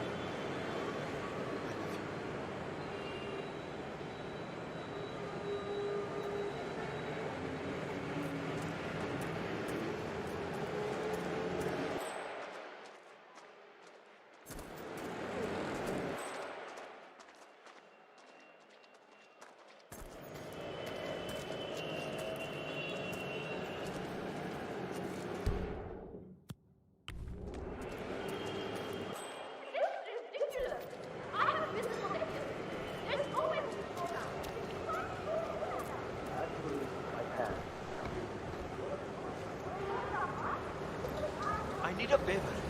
No questions asked. Can you get me out of Mumbai tonight? If you have the paisa, I can help. I'll find some. Thank you.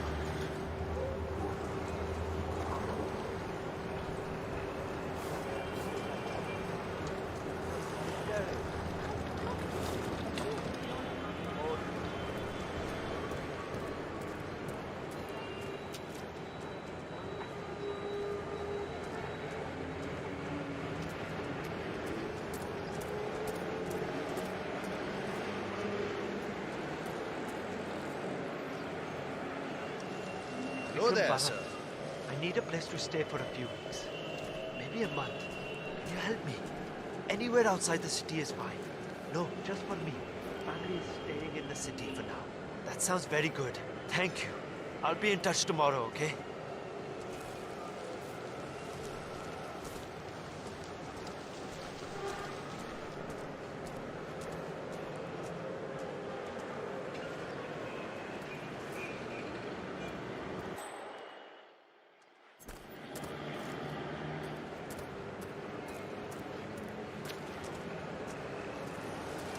It's Victor. Fine, I have to go out of town. You come into the shop and run it while I'm away. Rest will wait. Take this on the spot. I'll explain when I'm back. Go to the shop tomorrow and help them run it. Oh, and if Badi Shah's people come by, you don't know where I am.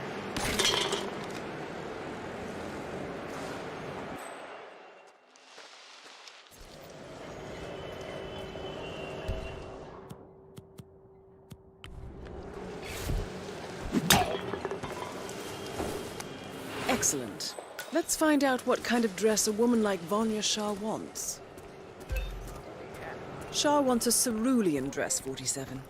Perhaps you will be able to source a roll of the right fabric at the local cloth market.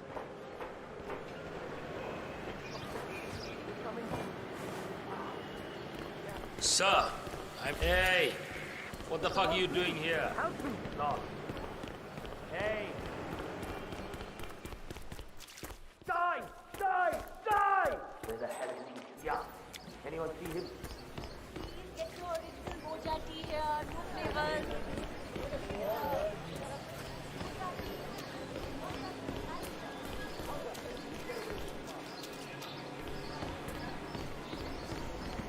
Come there, Taylor guy. Hey, what do you think you're doing?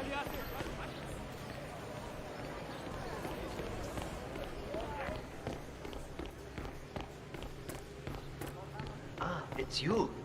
Did you bring the cloth for Miss Shah? Yes, I have it right here. About bloody time. Come with me. Oh, don't be alarmed, by the way. Miss Shah takes security very seriously, so the guards will search you. Come on, let's see what you have in your pockets today.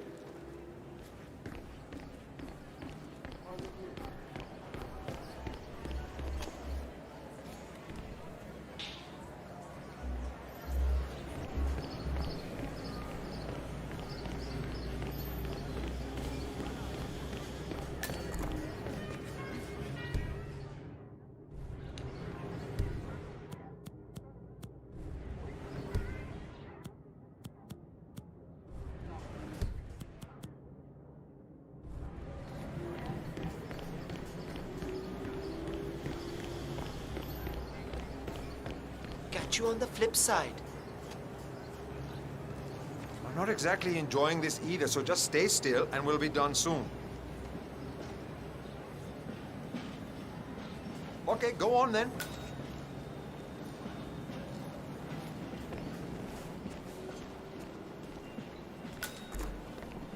Miss Shah has been dying to meet you. It's not wise to keep her waiting, you know. I won't disappoint her then. That is a good idea. She's not been happy with the other tailors. A word of warning. Just play along with her eccentricities. She can be rather dangerous. Thank you. I'll do my best. Good man. Do well and there will be a lot of money in it for you. I know.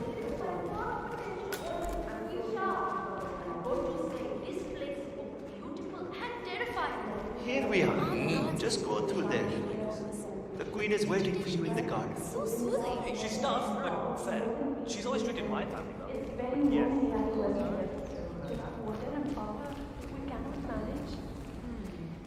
I see. That Well, is the Vanya whole Shah, city suffers. self-appointed queen of the Mumbai slums. Your husband is dead, is he not? Yes, he is. 2 years now. And your children are already working elsewhere in the city.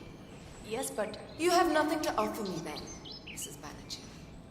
I'm sorry, but water and power are precious assets here. I barely have enough for my own needs. You will have to make do with what you have. I understand. Thank you, my queen.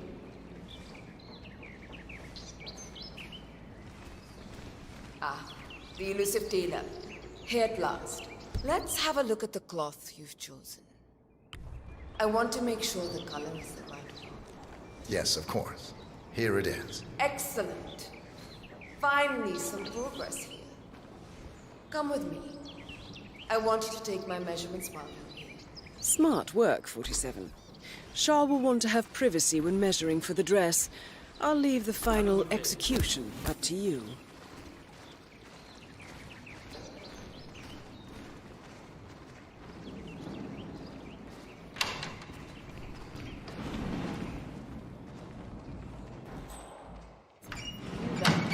Leave us. I want privacy. Let's start the measuring right away. If you didn't bring a tape, I'm pretty certain one of the other tailors left theirs behind. You can use that. They won't need it.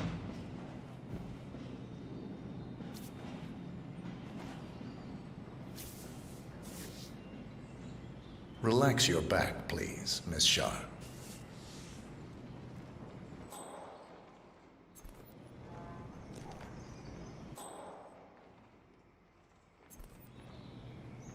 I'll just measure your arms now, Miss Shah. Turn around, please, Miss Shah. I need to measure shoulder to shoulder.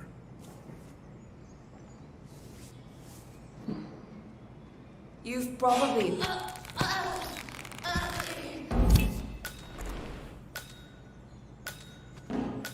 Confirmed kill on Vanya Shah. Excellent work, 47. Just one target left. Let's bring this one home.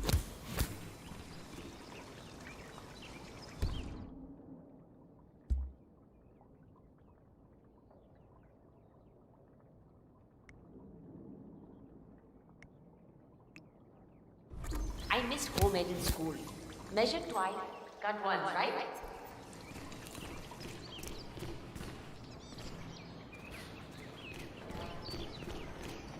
Ah, you made it out alive. I just heard a villain someone killed the other day. Yes, hello. A tailor.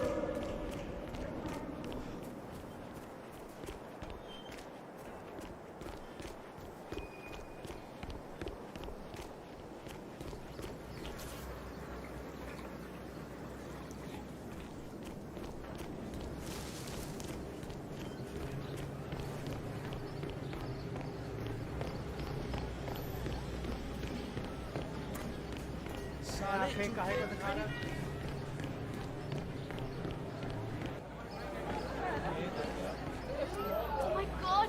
I cannot wait to see the new Rangan movie they're shooting over at the tower.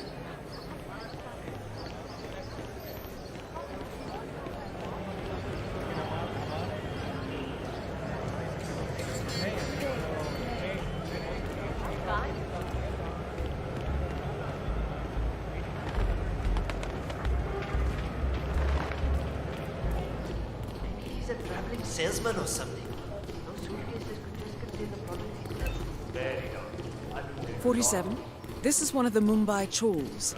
My records show a few residential complaints about a new tenant in the building. Something related to strange behavior. Might be worth looking into. It was just terrible. I don't know what, but I'm sure he'll come. I can't adjust the scope. I'll never make that shot. Well, well.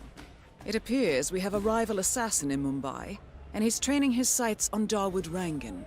By the looks of it, I'd say we're dealing with a local operator, known as the Kashmirian.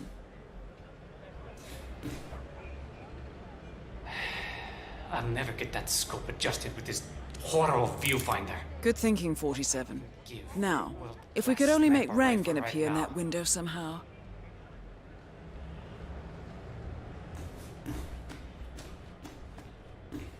Karan Dar, aka the Kashmirian, was born in the US, but fled to his mother's native land India 20 years ago, following an FBI investigation into a string of serial killings in Texas. He adopted a new identity here, and now works as a gun for hire for local mobsters. But who would want Rangan dead?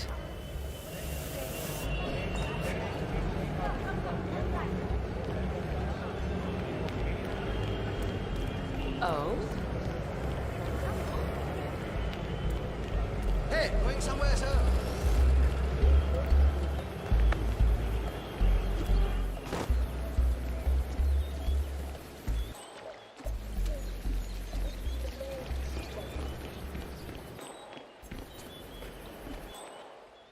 All right, everyone, take 5.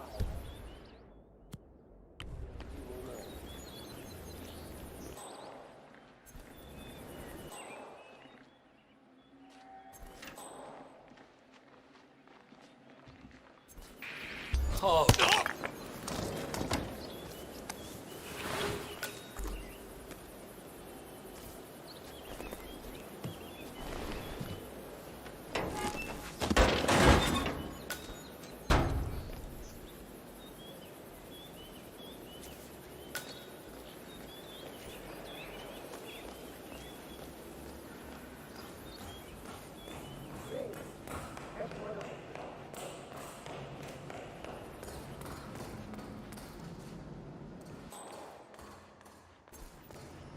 Is the fan good to go? I know they're still trying to find the right lines to shoot, but in case they do, we need to be ready for the death. You bet.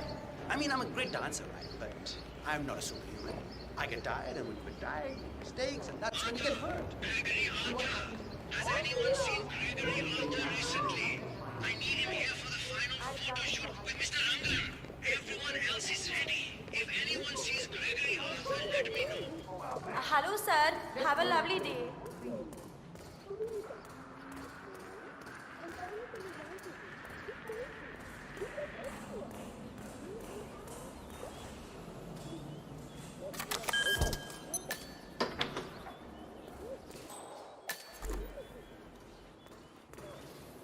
When are you gonna be done mixing those colors? I mean, how long can it take to smudge out a few blues and reds? I'm creating art here. 70% of the work is finding the right colors. Color mixing is an entire art form on its own. It takes time. Yeah, well, get a move on. Mr. Rangan wants you to go...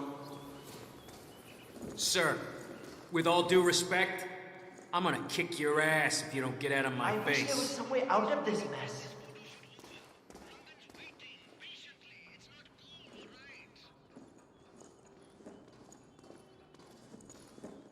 Yeah, well, get a move on. Mr. Rangan wants you to go and get him as soon as you're done mixing your fancy colors there. Got it? Fine.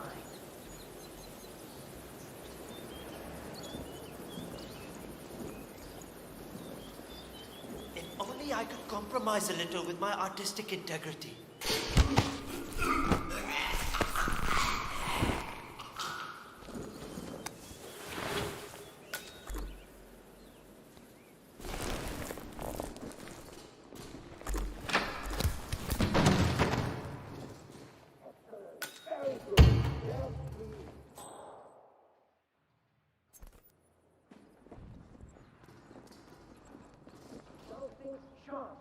I want that stuff to look sharp.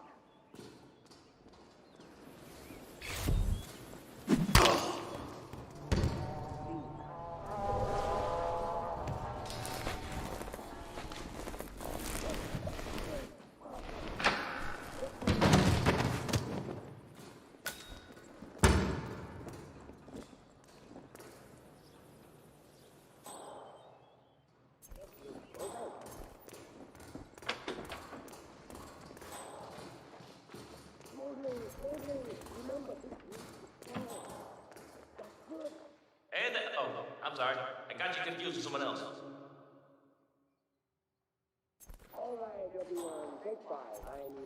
Hey, Mr. Hussein, go on upstairs and wait for Mr. Rangan. I'm sure he'll be there shortly. It's me. Just to let you know that the house artist is ready to continue painting.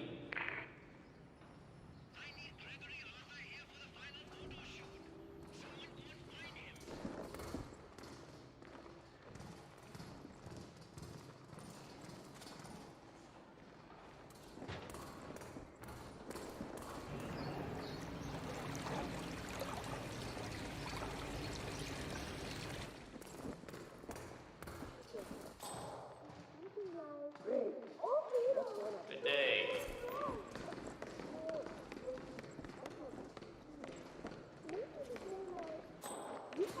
Ah, Mr. Hussain, ready at last.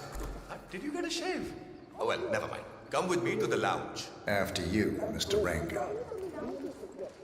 That is Dawood Rangan, producer of mediocre movies and a full-time criminal. His brutality is overshadowed only by his giant ego.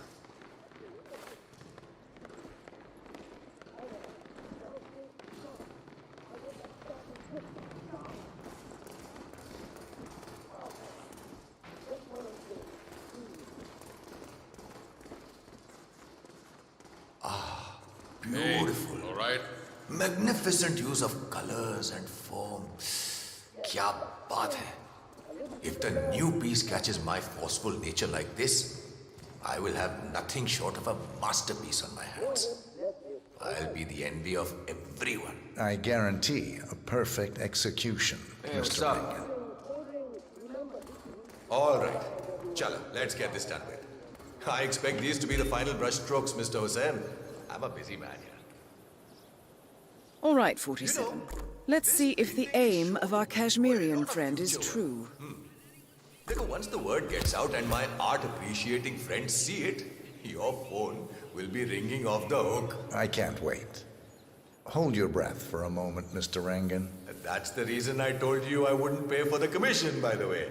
I'm not stingy. No, not at all. But if I'm already paying you in exposure, well, let's not overdo it, you know? I prefer cash over exposure. Clench your fist, please. Who doesn't? But sometimes, exposure can be worth more than just money. Because in this case, it's the gift that keeps on giving. Just wait and see. When you're done with this job, the contracts will be rolling in. That sounds wonderful, Mr. Rangan. Can you look up a bit? Thank you. That shot came from the chawls.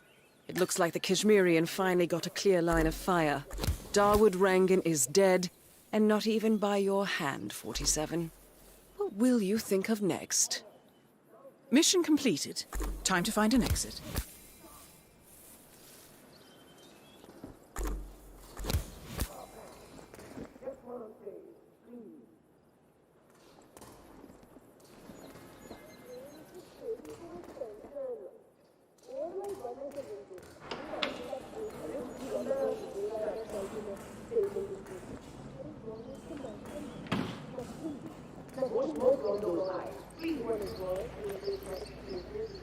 All right, everyone, take 5.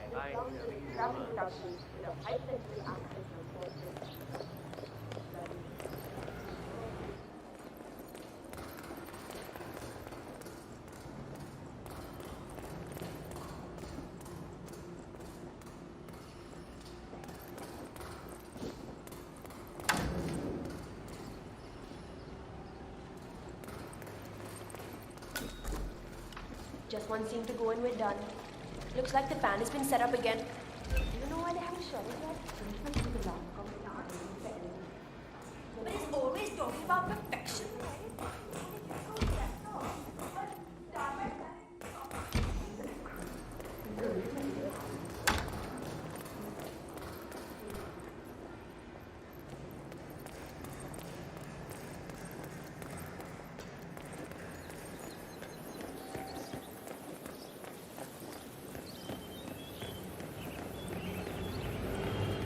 Final warning, buddy.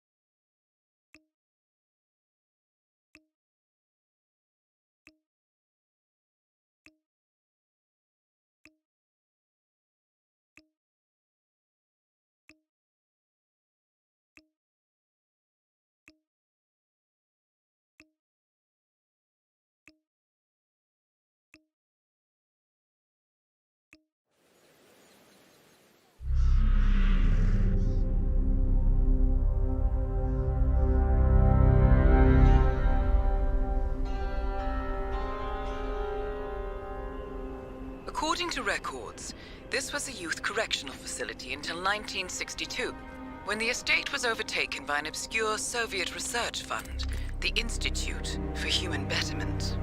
Looks deserted. The place was abandoned after a fire in '89. Then, only a few weeks ago, it was acquired by an anonymous investor using cryptocurrency. It has to be Lucas Gray. He's here. Be careful, 47. The breadcrumbs were almost too easy to follow. It could be a trap. Not a trap. An invitation.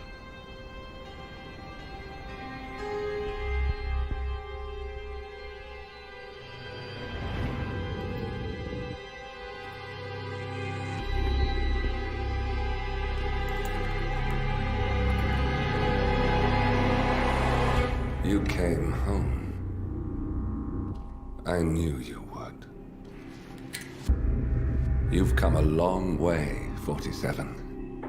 And even now, you don't remember. This place.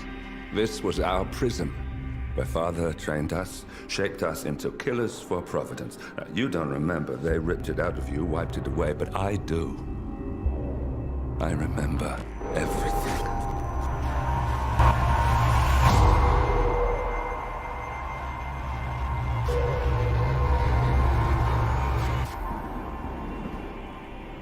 You're a terrorist with nothing to lose. You'd say anything.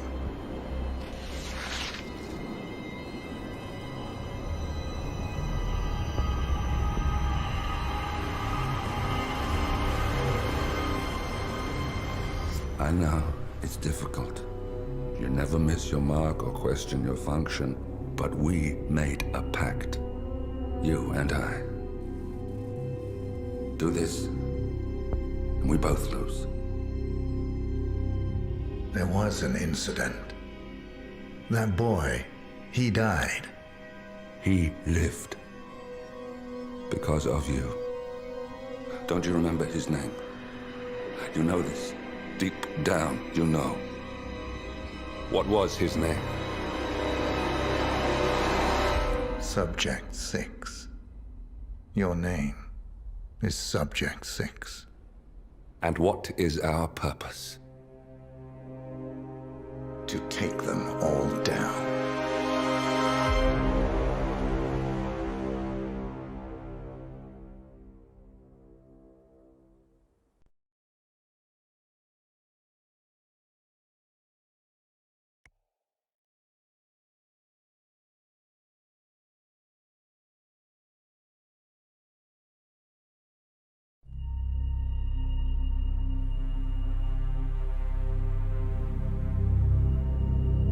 We were gonna tear it all down. The Institute, Providence, everyone who'd ever hurt us.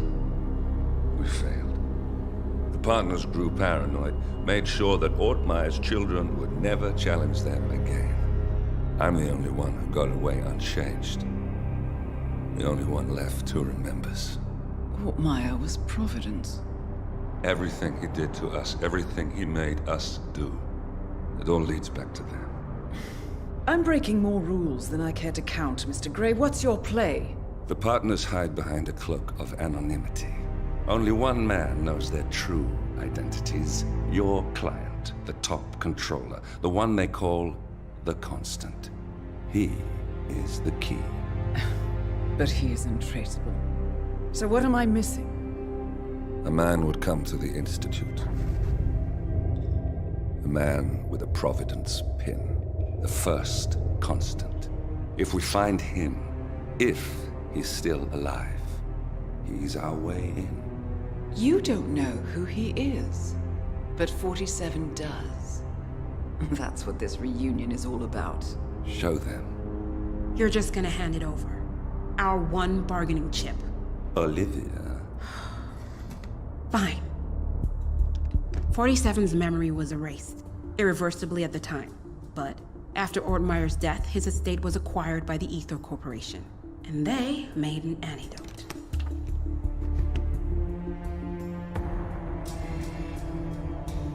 It's a long shot, I know. This is not how it works. We don't just join the revolution. ICA is neutral. We don't take sides. I hate to break it to you, lady, but neutrality is a side. It's the side of the status quo. People have died. Civilians. You align yourself with terrorists, murderers. Sometimes even monsters serve a purpose. Look. Enough. You have a choice. But I made mine a long time ago. I will finish what I started.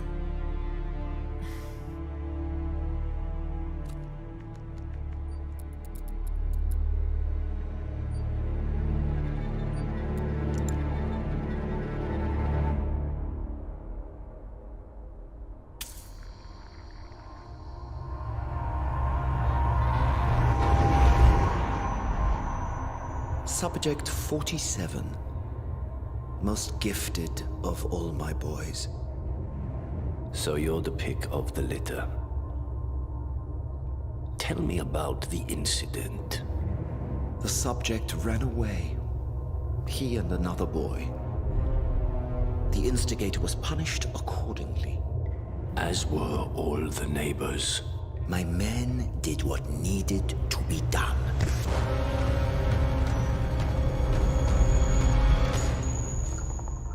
It won't happen again. Bring your house in order, Doctor. You won't like the alternative.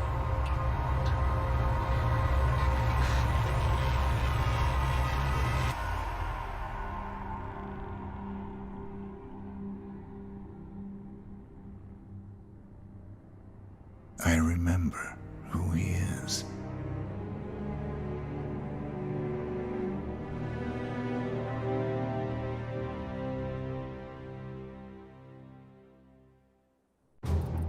Gentlemen, let's go over the plan. The first constant is none other than Janus, the legendary Cold War spy master, a KGB senior officer and head of the 6th Column Special Branch at Lubyanka.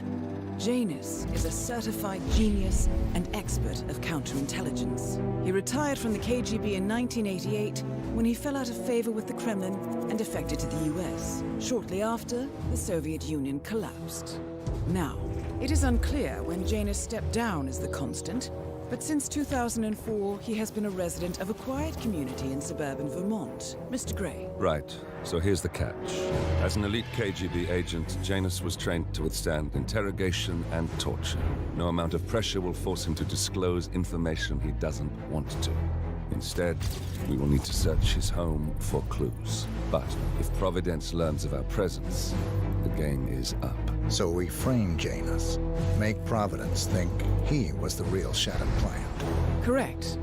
I will file a false ICA report, claiming to have traced a number of calls from Janus's house to the Institute in Romania. The case will seem clear. Mr. Gray was only a figurehead. Janus was pulling the strings all along. And by eliminating him, we will have neutralized the militia, once and for all.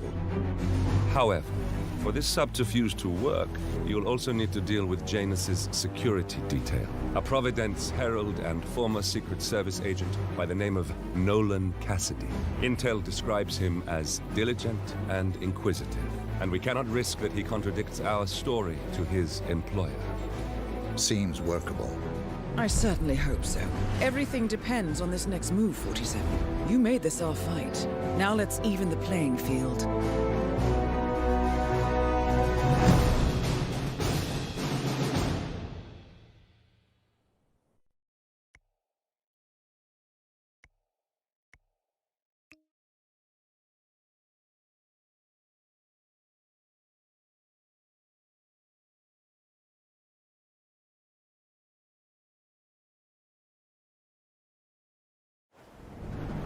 Whittleton Creek, Vermont. On the surface, a picture-perfect suburban dream. Wide roads, golden maple trees and verdant lawns. Most residents here are white-collar professionals, ranging from university staff to government employees. Most, but not all. Janus's unpresuming home is protected by a host of bodyguards, and intel shows that the fragile former constant rarely leaves the property. Nolan Cassidy, on the other hand, roams the neighborhood streets. A recent arrival, the dutiful Providence Herald is busy making threat assessments and settling in with his security team. Now remember, this is about more than just revenge. Janus is the key to bring down Providence. So get in there and find us a lead. Good luck, 47.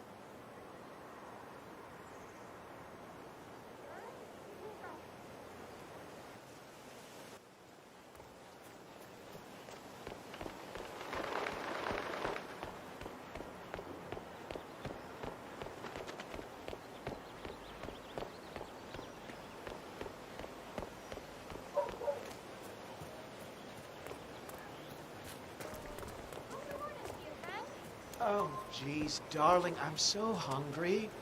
Have you seen those beautiful patties back there? And Mr. Wilson just keeps standing behind the grill, even though there's clearly no more gas on it. I know, it's weird. Why doesn't he go grab a new canister? I'm telling you, these new folks are strange. Did you see that Cassidy guy snooping around here? He's been looking at the party 3 times already. Why not just go inside? It's open to everyone. Yeah, it's strange, all right. The Wilsons are throwing a barbecue and everyone's invited. It sounds like Nolan Cassidy has some interest in the party as well, but for some reason, he's unwilling to go inside. Maybe you can help fix whatever's wrong in there, 47.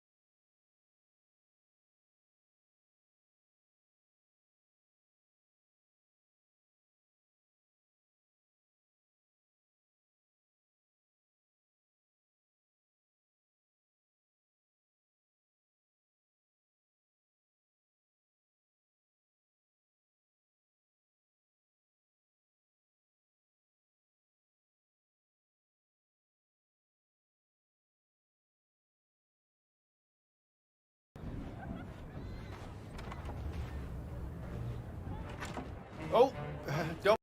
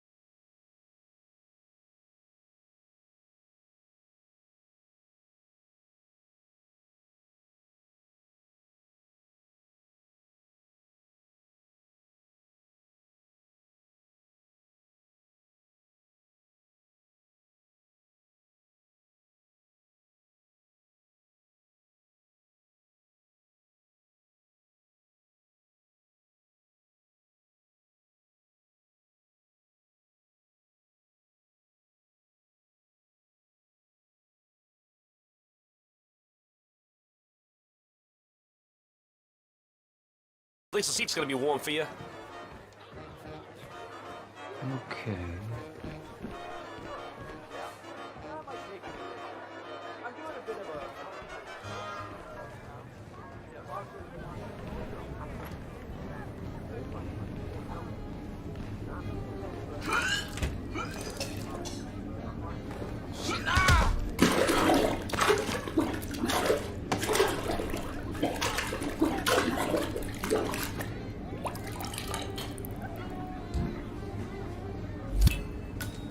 Nolan Cassidy is down.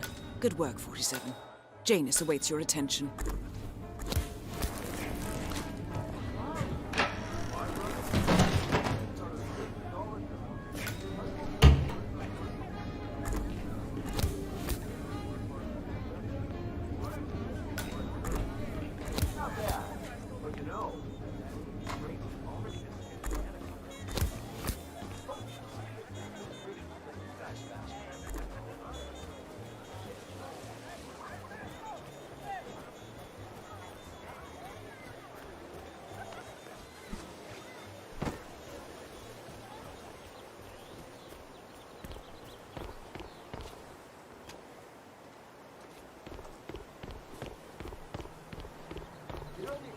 Guy who's working on Batty's house? Same guy who just did Cassidy's, right? Yeah.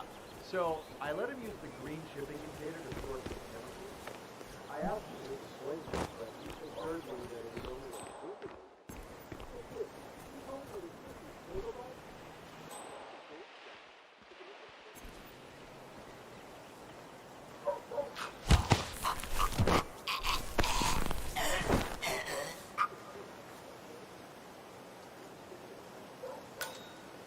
Janus is apparently engaged in a civil lawsuit with another resident of Whittleton Creek. James Batty, the plaintiff, wants Janus to stop his annual landing of a helicopter near the local creek. The lawsuit also mentions Nolan Cassidy and his unlawful surveillance around town. So Janus takes a helicopter trip once per year. I think we're onto something here, 47. 47? I think it would be beneficial to locate the unlawful surveillance mentioned in the lawsuit. Perhaps Nolan Cassidy's house would be a good place to start.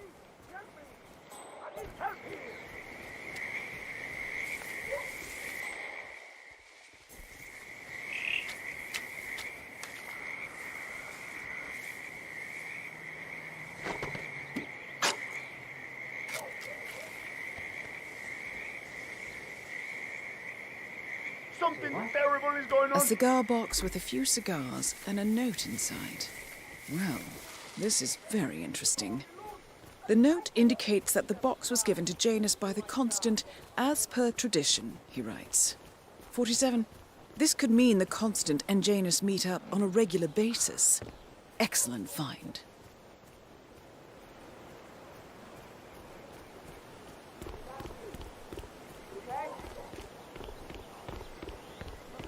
Nolan Cassidy!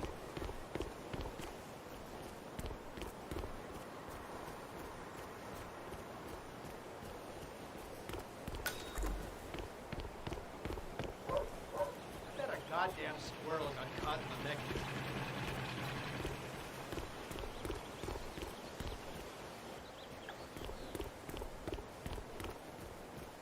You know what I like about you guys?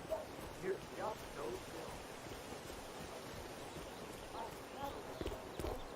He's been sitting there most of the day. I don't know what he's reading, but it looks like it's the most interesting thing he's ever come across. The new Cassandra Snow novel, maybe. Slivers of Past Shimmers, or something like that. See, my wife's reading it now. I can't get her to do anything around the house. No, it's not a novel. I think it's a journal, or a diary. He's one of the security people working over at that old Russian guy's house. It's gotta be something from the old man's archives. If that's one of Janus's diaries, it might contain some important information about his past. My books these days. Our past. Or maybe something that can help us locate the Constant.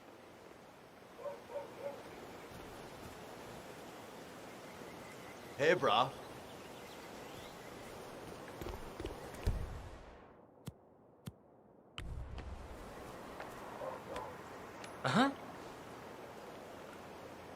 Come in.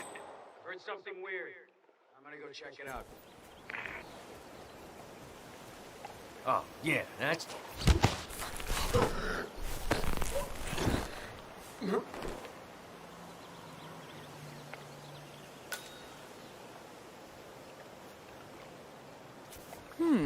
One of Janus's many diaries. He's apparently been the chairman of the Art Society for years. He stepped down very recently, but is still attached to the society. Well, 47, this is valuable information. Good work, 47. We now know Janus is meeting with the Constant at an event related to the Arc Society. And we have an approximate date as well. I think that's all we're going to get. We're close to the finish line. It's time to end this. You can't just confiscate my property. I need it to get rid of an aggressively invasive mole in this poor old man's backyard. Calm down, Demolition Man. Unless it's a flesh-eating mutant... One of Janus's gardeners has decided to clear a series of mole tunnels using explosives. I applaud his enthusiasm, but sadly, local police have confiscated his equipment. If you were to find it, 47, it might be the perfect way to rid the world of Janus. Mole, you don't need explosives. We're gonna keep them safe in our trunk until you produce that license, okay? Ah, come on, man. It's standard procedure. You stuff the holes, and then you blow up the tunnel system so it collapses. Look it up on YouTube. Sir, if the American police force looked to YouTube as guiding principle for standard procedure, I'm pretty sure civilization would have collapsed a long time ago. God damn it.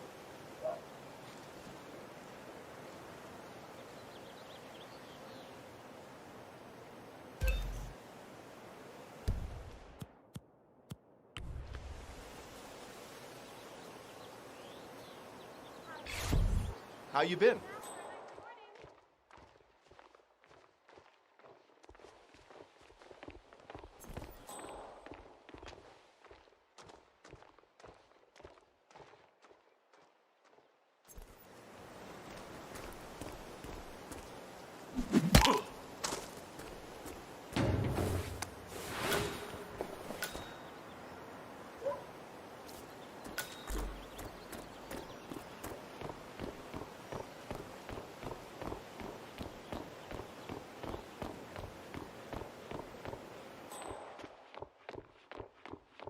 Yeah, I can't let you pass. I'm sorry, sir.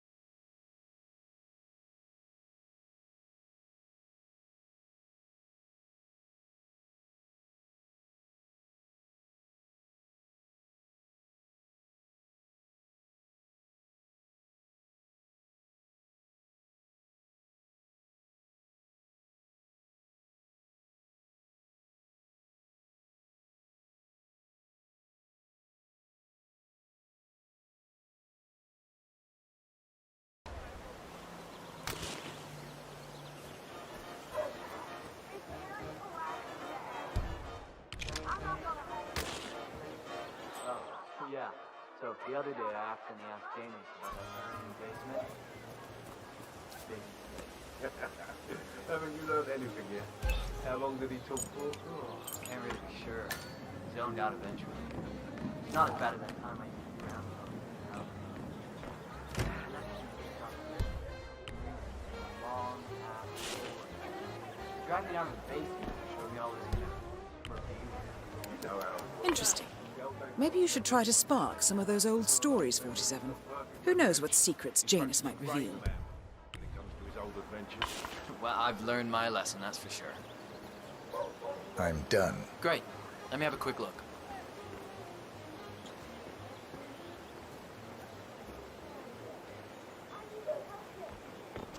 A bit unorthodox, maybe, but you got the job done.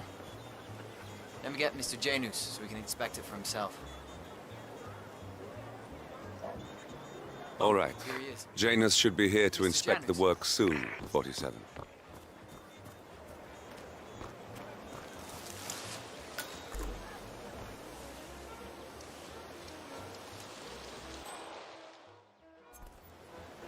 So the holes are filled. Yes, Mr. Janus. Gardner took a bit of an unorthodox approach, but they do look filled to me. Well, I think I'll be the judge of that myself. Thank you very much.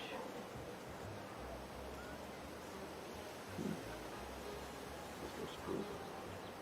Seems like I've been forced to deal with moles my entire life.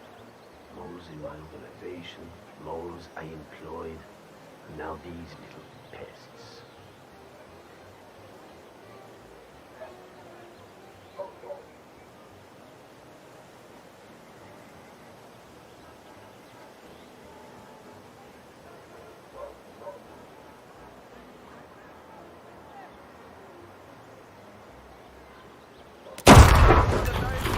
At last, the actions of first constant catch up with him.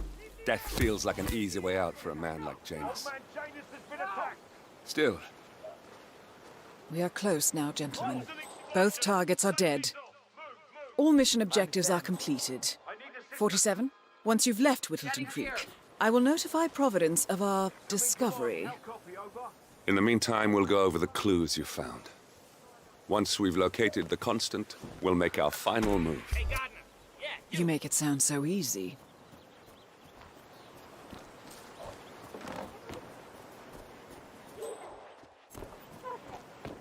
Just another few blocks.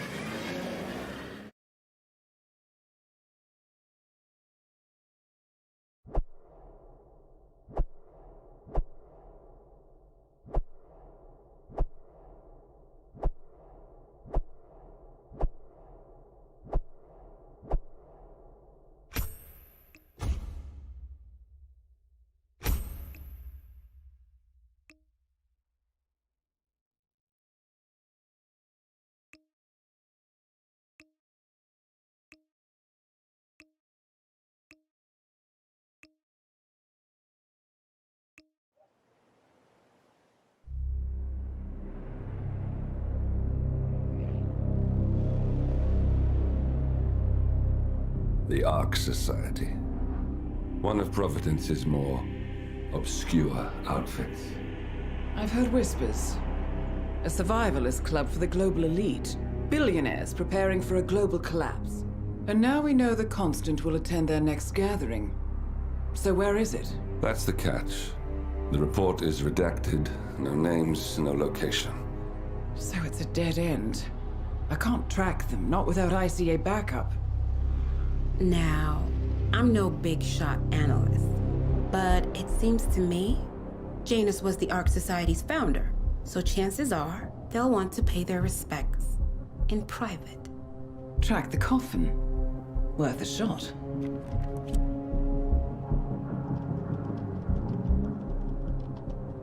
You're right. It comes back in flashes. Fear, anger, but like it happened to someone else. Your gift and your curse. What they did to you. Well, I spent a long time feeling guilty about that. Now, I wonder who got the better deal. Yes. Found something. What are we looking at? The ass end of nowhere. But this is where Janus's remains were shipped to. Our choice for a final resting place, wouldn't you say? Not bad. So we stake it out. Await the next gathering. Then we waltz in and kidnap one of the world's most powerful men. Without ICA backup. Like I said, it's a long shot. We'll take it.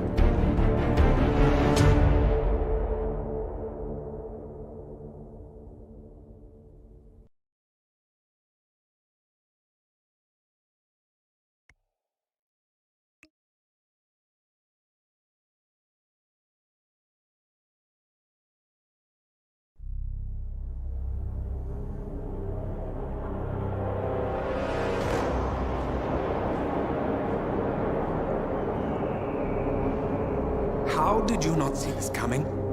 My God, we came this close. The old man could have buried us all. Our families. Do you think you feel more betrayed than I do? Get some perspective, please. Janus is dead. Lucas Gray is about to join him. And a cornered animal is twice as dangerous. Let's be perfectly clear. We were not exposed. The threat is neutralized. We are back on track. Even so, from this point on, we expect you to take... No. There is no way I'm doing that. How can you question my loyalty? In case treachery is contagious. Do you really want to do this to me? Is there a problem, Secretary? No problem whatsoever, madam.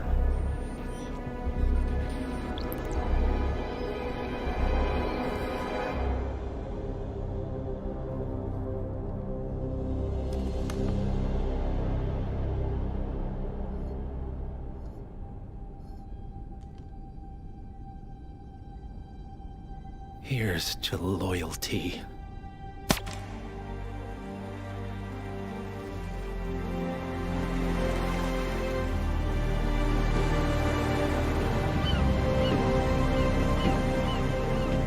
My man on the island confirms that the Constant has arrived. We head out at sundown. Here, in case the crew get ideas. Why are you doing this, Mr. Gray? You had a chance to walk away. Why didn't you? A year ago, I'm working security for this banker, Cobb, only to find out he's a Providence operative. I've been running for decades, only to wind up where I started. We've all got barcodes on the back of our heads. Most people just never notice. 47 told me about your parents. How did they die? Car bomb. Surrey, 1989. Company named Blue Seed didn't care to pay for their mistakes. But I like to think no one's untouchable. I'm sorry for your loss. You feel it, don't you? Unlike him, you feel it all. Everything you've done. It's a dangerous thing. Having a conscience.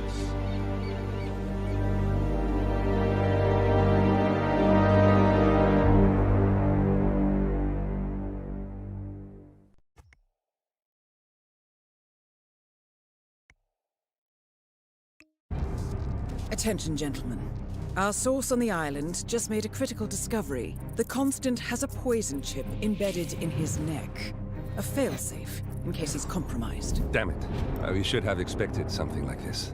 So, we subdue the Constant before he has time to react. Not that simple. The device is remote-triggered, and during his stay on the island, 2 kill switches have been entrusted to twin sisters Zoe and Sophia Washington, 2 young, ambitious Providence operatives and newly appointed chairwomen of the Ark Society. Apparently, even the Constant is unaware of this arrangement.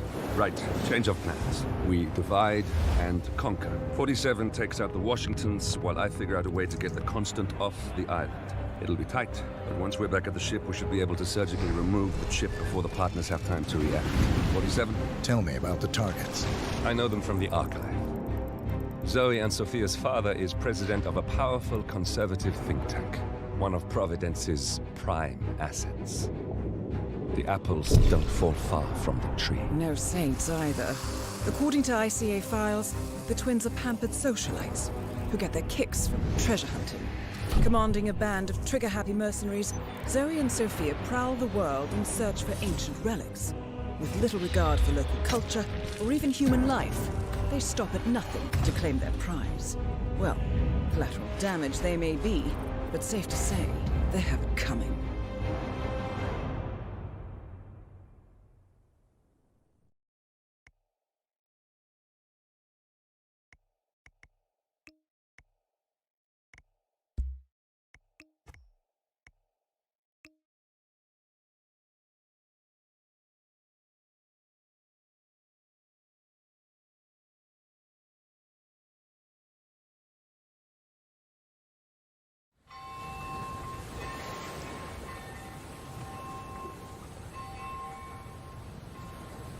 The Isle of Scale, headquarters of the Ark Society.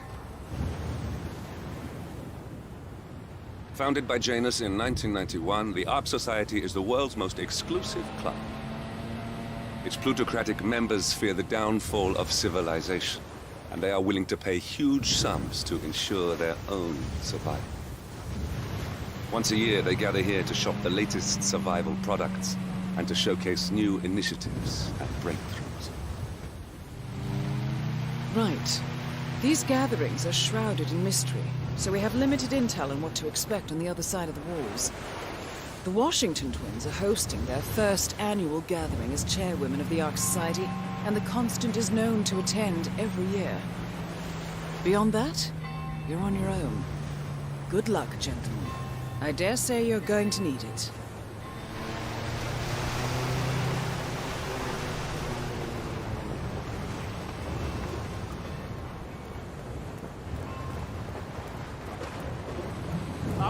One more, I see. Won't you join us, sir? We were just about to begin. Good evening, ladies and gentlemen, and welcome to the annual gathering of the Ark Society. As Ark patrons, you are welcome to explore the castle grounds. However, certain areas are off limits, including the keep, which houses the members area, convention space, and council meeting. Should you wish to apply for Ark membership, please be aware that such cannot be bought, only earned. All set? Excellent. Follow me, please.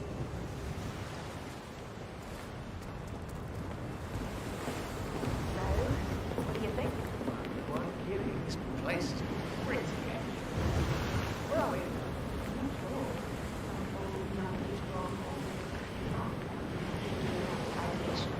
But tonight's the only time the rest of us get together. So, decide on what side you want to go. One of the bunk.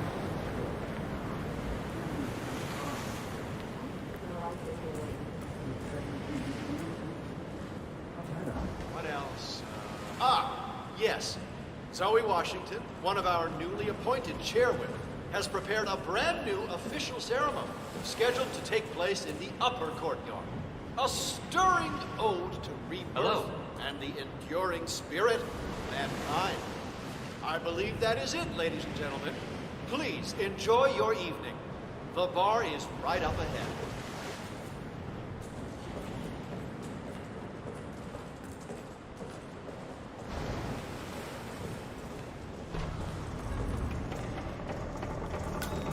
Evening, sir.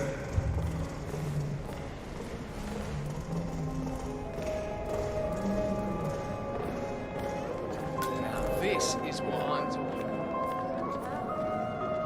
We're off to a good start. I'm saying this for your own sure.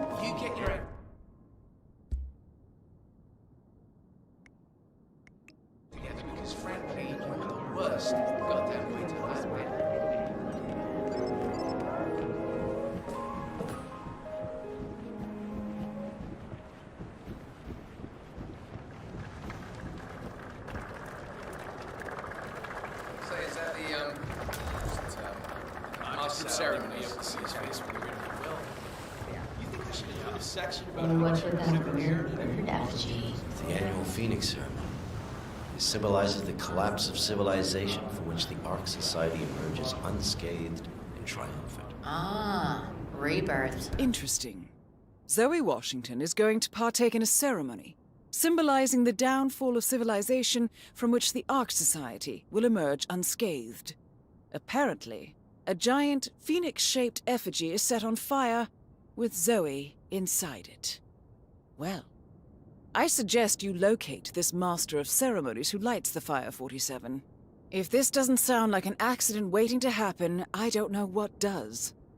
I get it. What's new is that the Master of Ceremonies will light the effigy on fire with Zoe Washington inside it. Huh. A bit showy, wouldn't you say? Hey, whatever sells.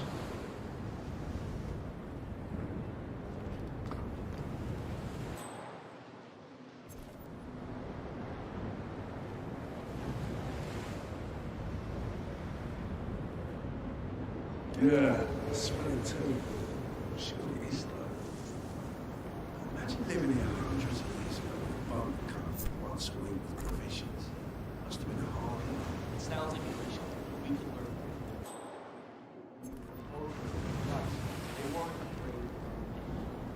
Seriously. Oh, why did they turn off that absolute pipe?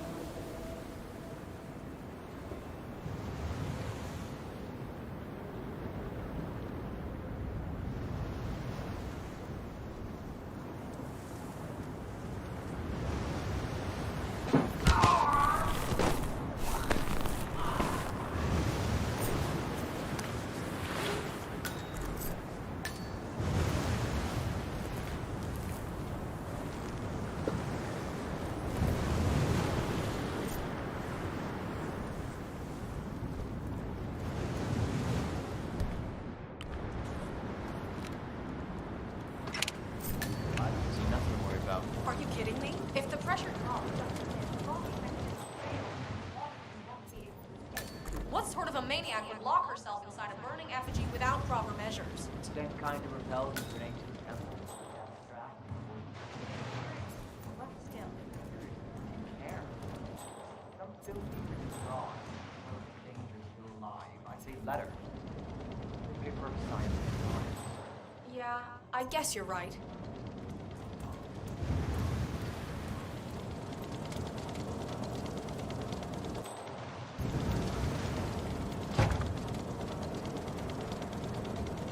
Zoe Washington? The name's Molly. I'm one of the custodian staff. I am sorry to call you directly, but I feel I need to warn you about the Phoenix Effigy. Hey?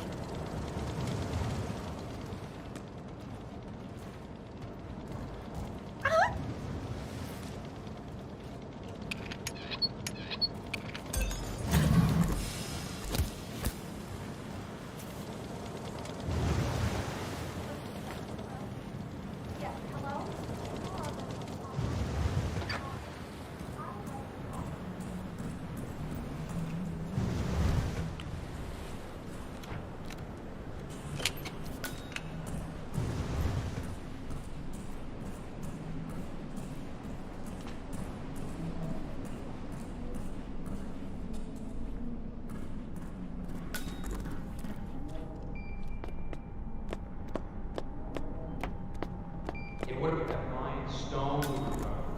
Huh? I think we did the world a favor by keeping that to ourselves. No need for another, the world is gonna end drama, right? Well, it probably will this time. Well, at least we spared the tribe from liars. Exactly what I do. Get rid of all the exotic places, you know, the exotic heroes, and kill them and all the regular stuff.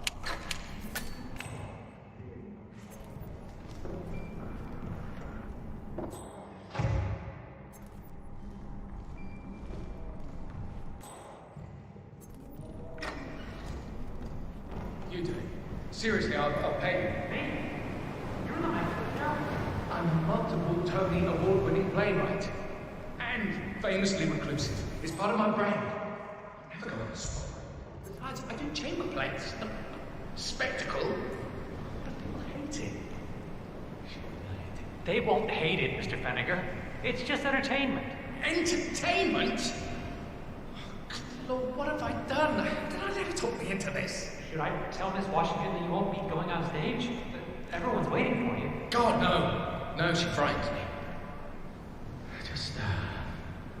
Just give me a moment to control my nerves. All right, Mr. Fenniger. Break a leg.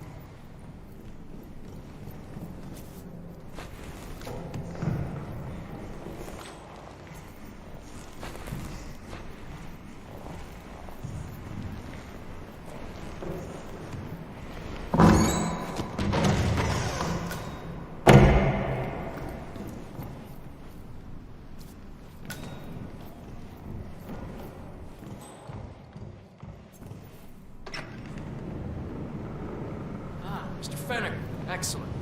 The crowd was starting to get restless. Your peers are waiting by the stage, and the torch is ready by the money pit. What? Fenniger, thank Christ.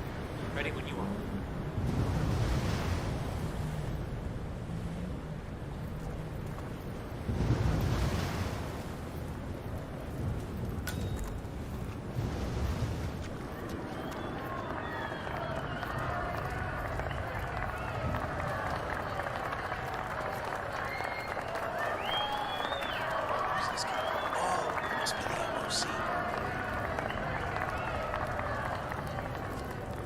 A handsome pledge, and yet a drop in the ocean.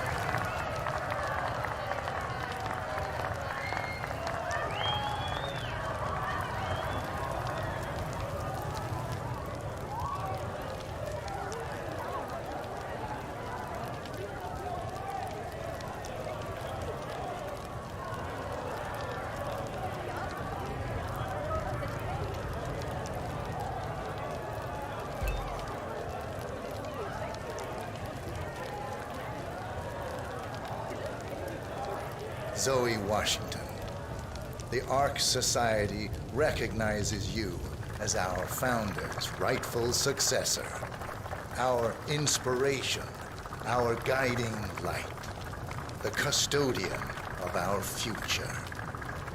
Excellent work, 47. Enjoy the spotlight.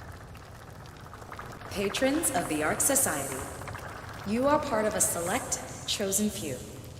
Our founder, Janus, showed us how to survive. But survival is not enough. We must live and we must soar. The Ark Society must not only commit itself to survival, but to progress, be it our next home in the stars or the next step in human evolution. This is the eternal purpose of the elite. Not just to lead, but to lead from the front.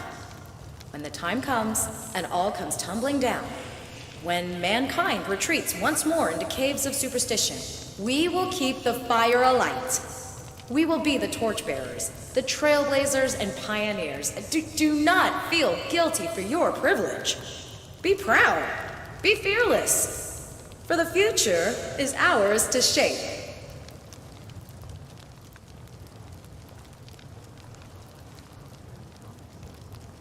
Right. Hello, sir. Oh, hello, sir. Excuse me.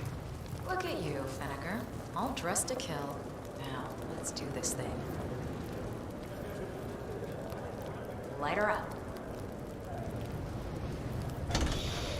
As the world burns, we rise. rise from its ashes. Not just to survive, but to live.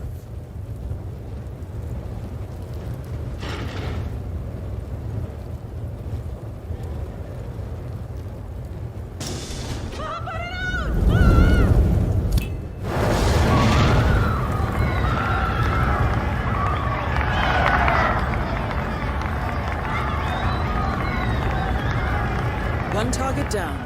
Nice work, 47. Next up, Sophia Washington.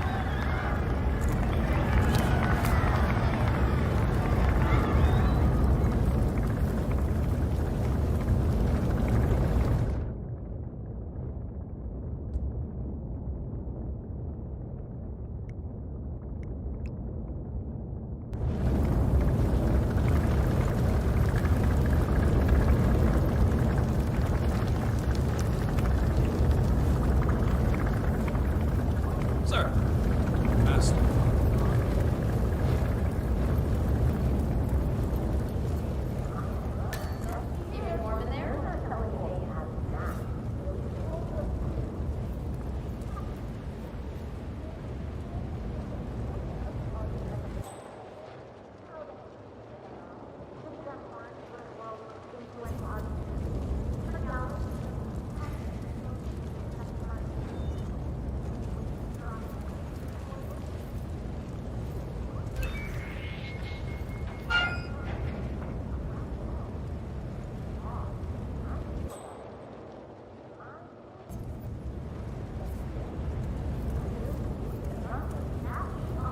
Location, purchases, excavation. You donating this year?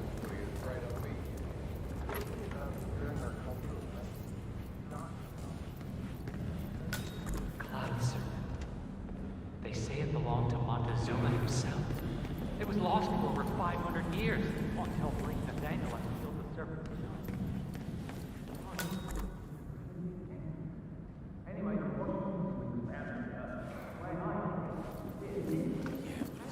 It's great they're giving him the respect he deserves. That's him. The Constant. Providence's top controller. Everything depends on capturing him alive.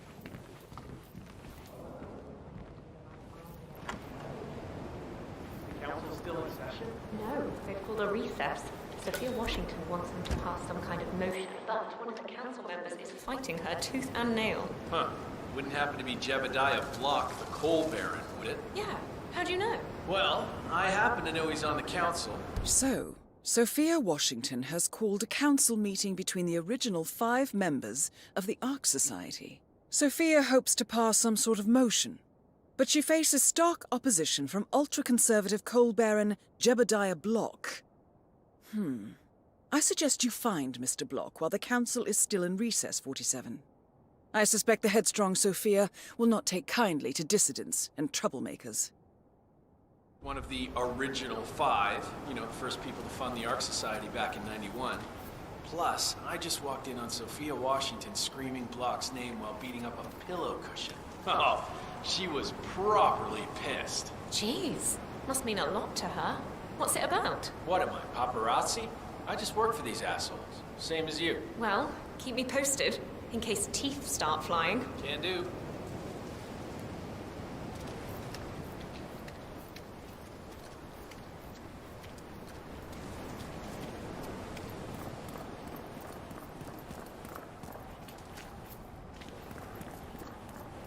Sophia the schemer.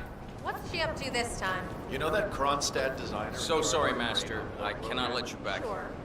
What did he do? I don't know. But she seemed real interested in this invention of his. Something called a kill switch. Kill switch? Sounds ominous. Well, whatever it is she's plotting, he did not want to be part of it. But an order's an order. Guess we've all been down that road. Poor bastard. Well, that's what you get for inventing kill switches, I suppose.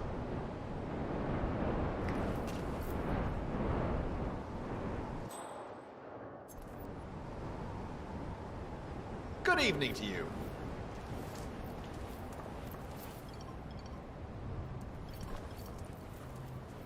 So, brain upload, huh? Living forever as a string of code. Yeah, I'm not doing that. Not in a million years. What did they offer you for your services in the order? Level 5 bunker in the small bar. Hey, would you mind? Check it out. Level 5 bunker in the small bar facility. You're kidding. Good afternoon, sir. And no offense, but I'm like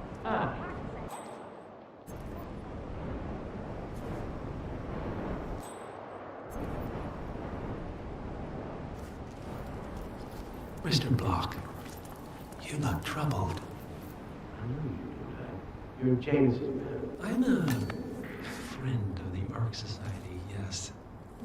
If I may be so bold, I heard about your predicament, and, well, I believe I may offer a fresh perspective. Why not? Shoot. All right. Say the word does collapse. Weather goes haywire, the poles melt, and the Arc Society heads off to a comfortable Arctic sanctuary, while the rest of civilization falls into chaos. That's about the gist. Sounds great to me. No more needy assholes. By the way, Well, you do realize what kind of place it would be, right? what are you talking about? 100 or so people. No market, no economy, no social structures. It will be like a space colony. Everyone equal and dependent on each other. It will be egalitarian, sir. It will be, well, communist. That's what I paid almost $2 billion for. Why didn't anyone tell me sooner? Merely food for thought, Mr. Block. Good night. I need to think.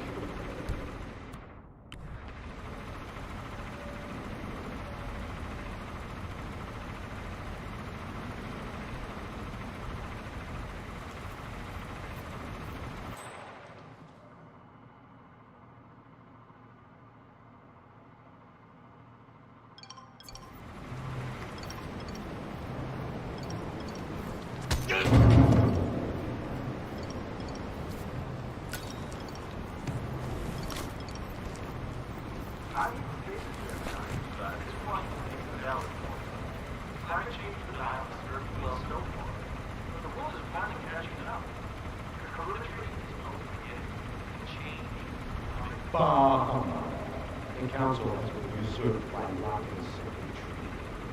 This boat can't possibly be binding. Of course not. You're in a secret society. It's not like you can take our disagreements in court. But what? Why? The chairwoman.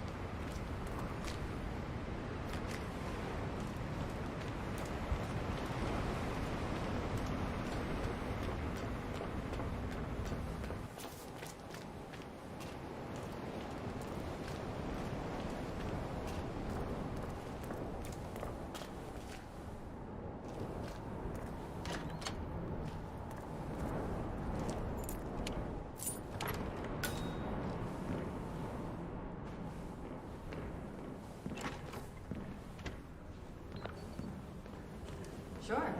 Our parents were afraid of the missiles. But I think we both know that if it happens, there'll be some other game at play. Something even we can't predict. Okay, I hear you. You're looking well, sir. Right on. One major strike could have if it was well placed. I'm not talking about major cities. geological bullseyes.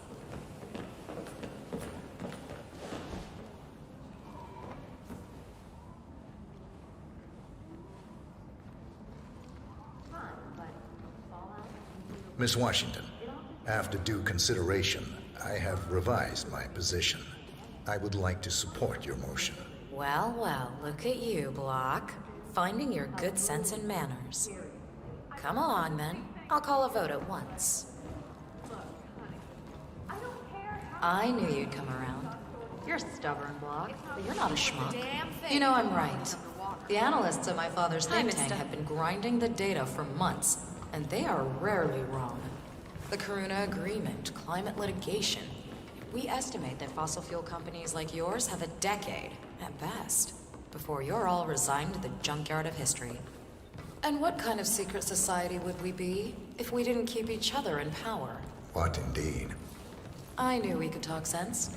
Just vote in favor of my motion, and I promise you, Block, you'll power the world for decades to come. Who cares how, as long as you're the one getting paid. Ain't that the truth?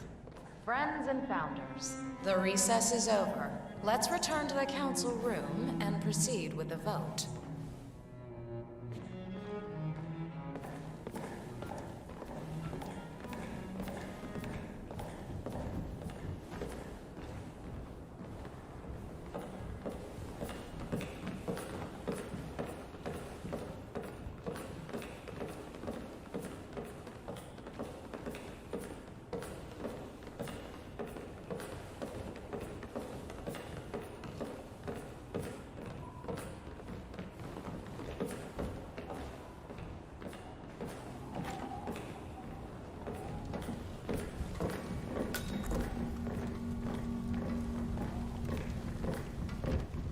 Well, you've certainly placed yourself at the crossroads of history. Nicely done, 47. Let's reiterate. For decades, you, the titans of the energy industry, have conspired to obscure the truth about climate change through lobbying, misinformation, and propaganda. This strategy has been incredibly successful, but all good things must come to an end. It is time for you to adapt or die, ladies and gentlemen.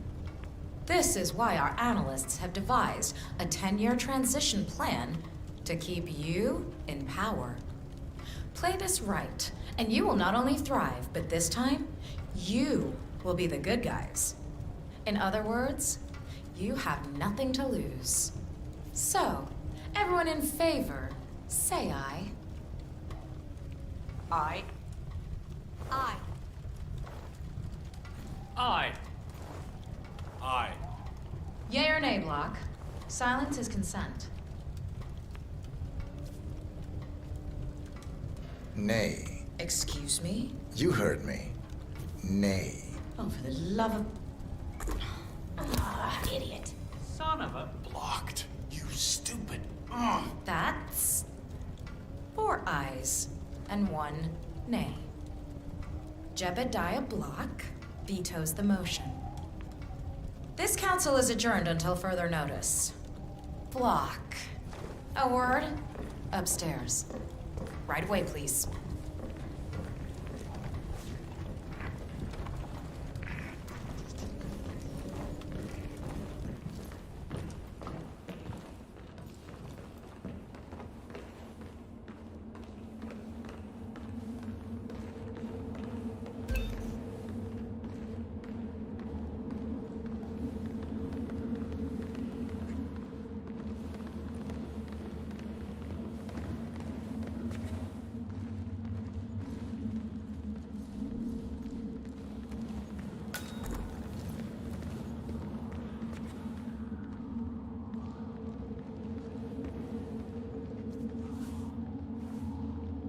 So, are you gonna tell me what the hell you're playing at? Just looking out for number 1. Don't be an idiot. There's no future in coal, Block. You have one choice. Go green or go extinct. Now, personally, I don't give a shit if you go the way of the dodo, but you are one of the ARC Society's biggest contributors. We'd hate to lose your business. Besides, If terrestrial cold goes under, who will pay for your children's survival? Your grandkids. After all, nobody says disaster will strike in our lifetime. You have a moral duty to stay rich, Block. Nice try, but I don't have grandchildren. You just had to make this difficult, didn't you?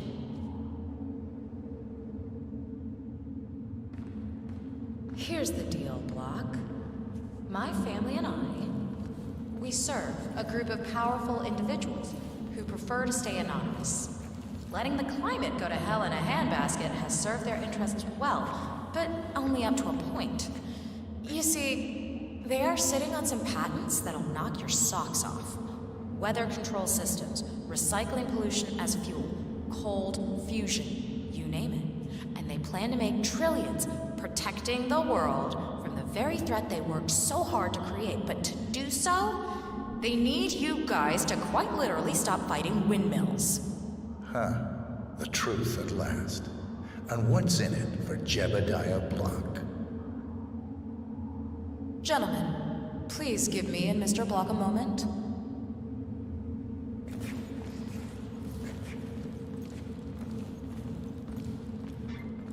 I offered you a carrot. Now, here's the stick. We know about Montana, Block. The mine collapse in 2015. It would be a shame if the American public got wind of your somewhat creative approach to safety regulations.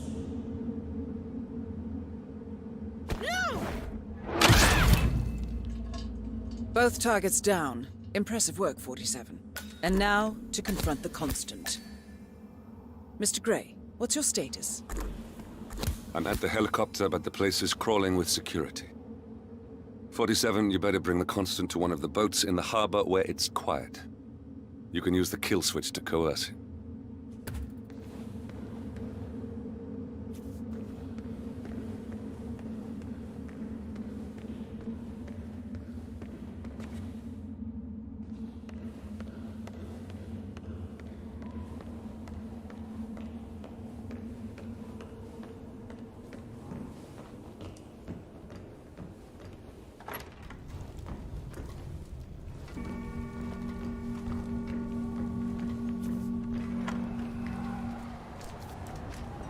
The Washingtons are dead.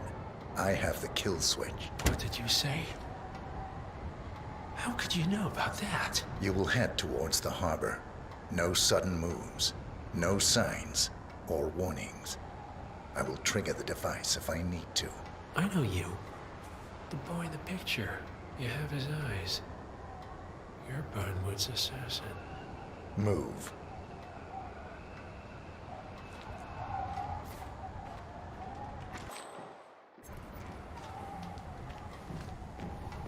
Partners no more, I take it. I had a notion something didn't sit right with my mentor's betrayal. You murdered him, I take it, to get to me. Not just that. He had it coming. Interesting. It was my impression that you were cured of such sentiment. The good doctor built his serum specifically to target the seats of your emotions. Has Miss Burnwood's sense of justice rubbed off on you? I wonder. Just keep walking.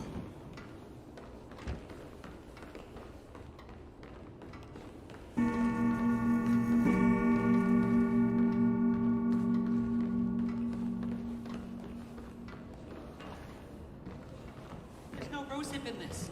Why would you make this without rosehip? I can't believe I forgot that. I stand embarrassed by your authority. Evening.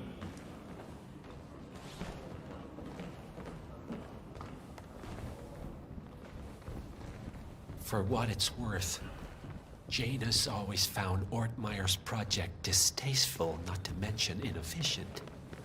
But alas, sometimes you have to play the hand you're dealt. Oh, I know. Climate change. Sophia Washington is trying to persuade Janus's original five to embrace the Green Revolution. That chance.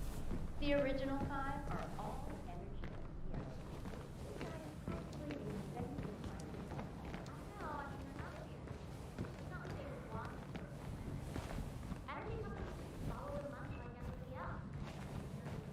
Sir?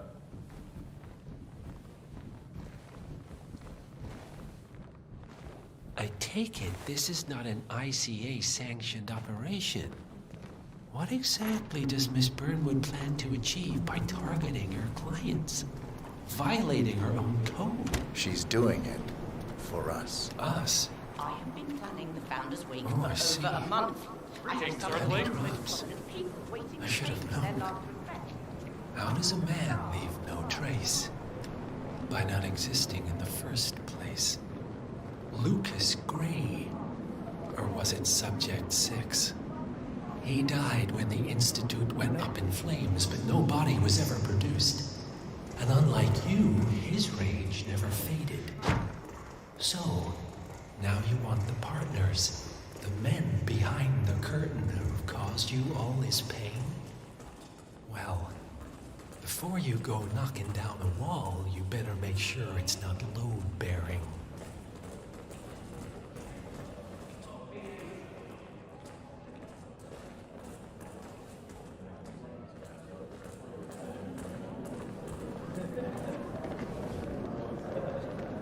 I mean, show a little respect, right?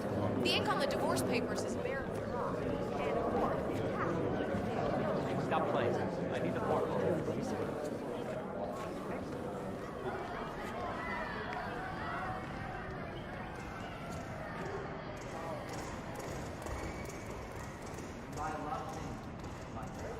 What is it about? They all want to build rockets, go to some distant fucking planet. It's like they're bored with fucking up this old planet.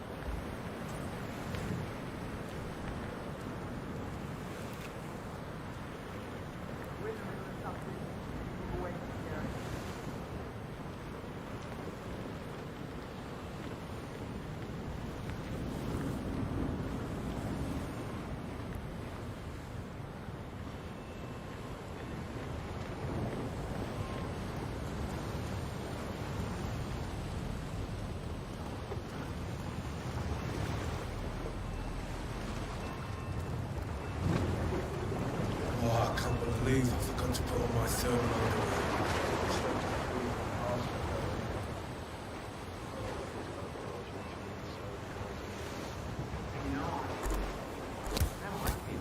Enough talking. You'll do plenty of that later. We're here. Get on the boat.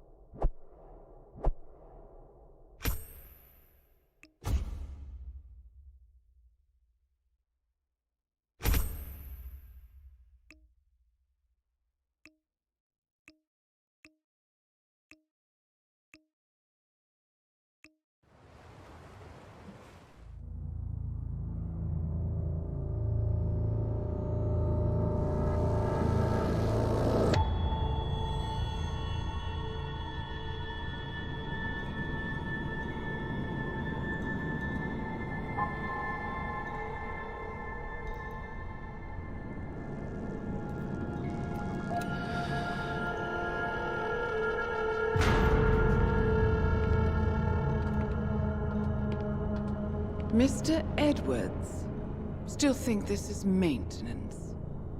Oh, Miss Burnwood, what have you done? Changing horses midstream? Truly unprofessional. You know what we want.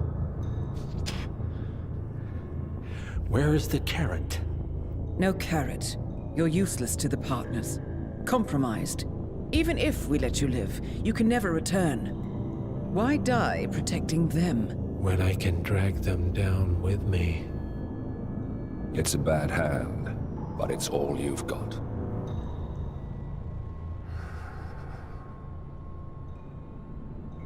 Three families. That's all it took. The Ingrams, the Carlyles, the Stuyvesants. 3 dynasties secretly pooling their resources over generations, creating a singularity so dense that nothing escapes its gravity. Never heard of them. Well, they've heard of you. In fact, you just became the top of their agenda. Go. We can't give them time to retaliate. Don't take your eyes off him.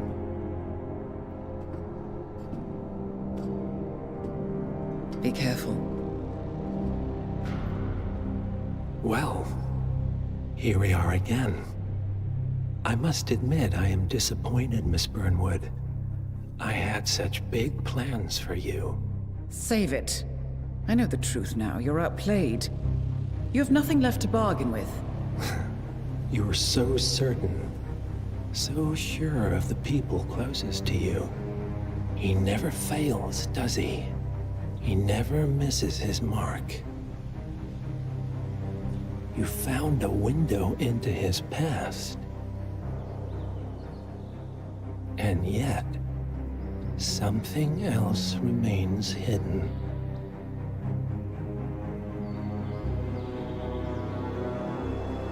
A simple truth you learned long ago. Diana! Coming! No one, Miss Burnwood, is untouchable.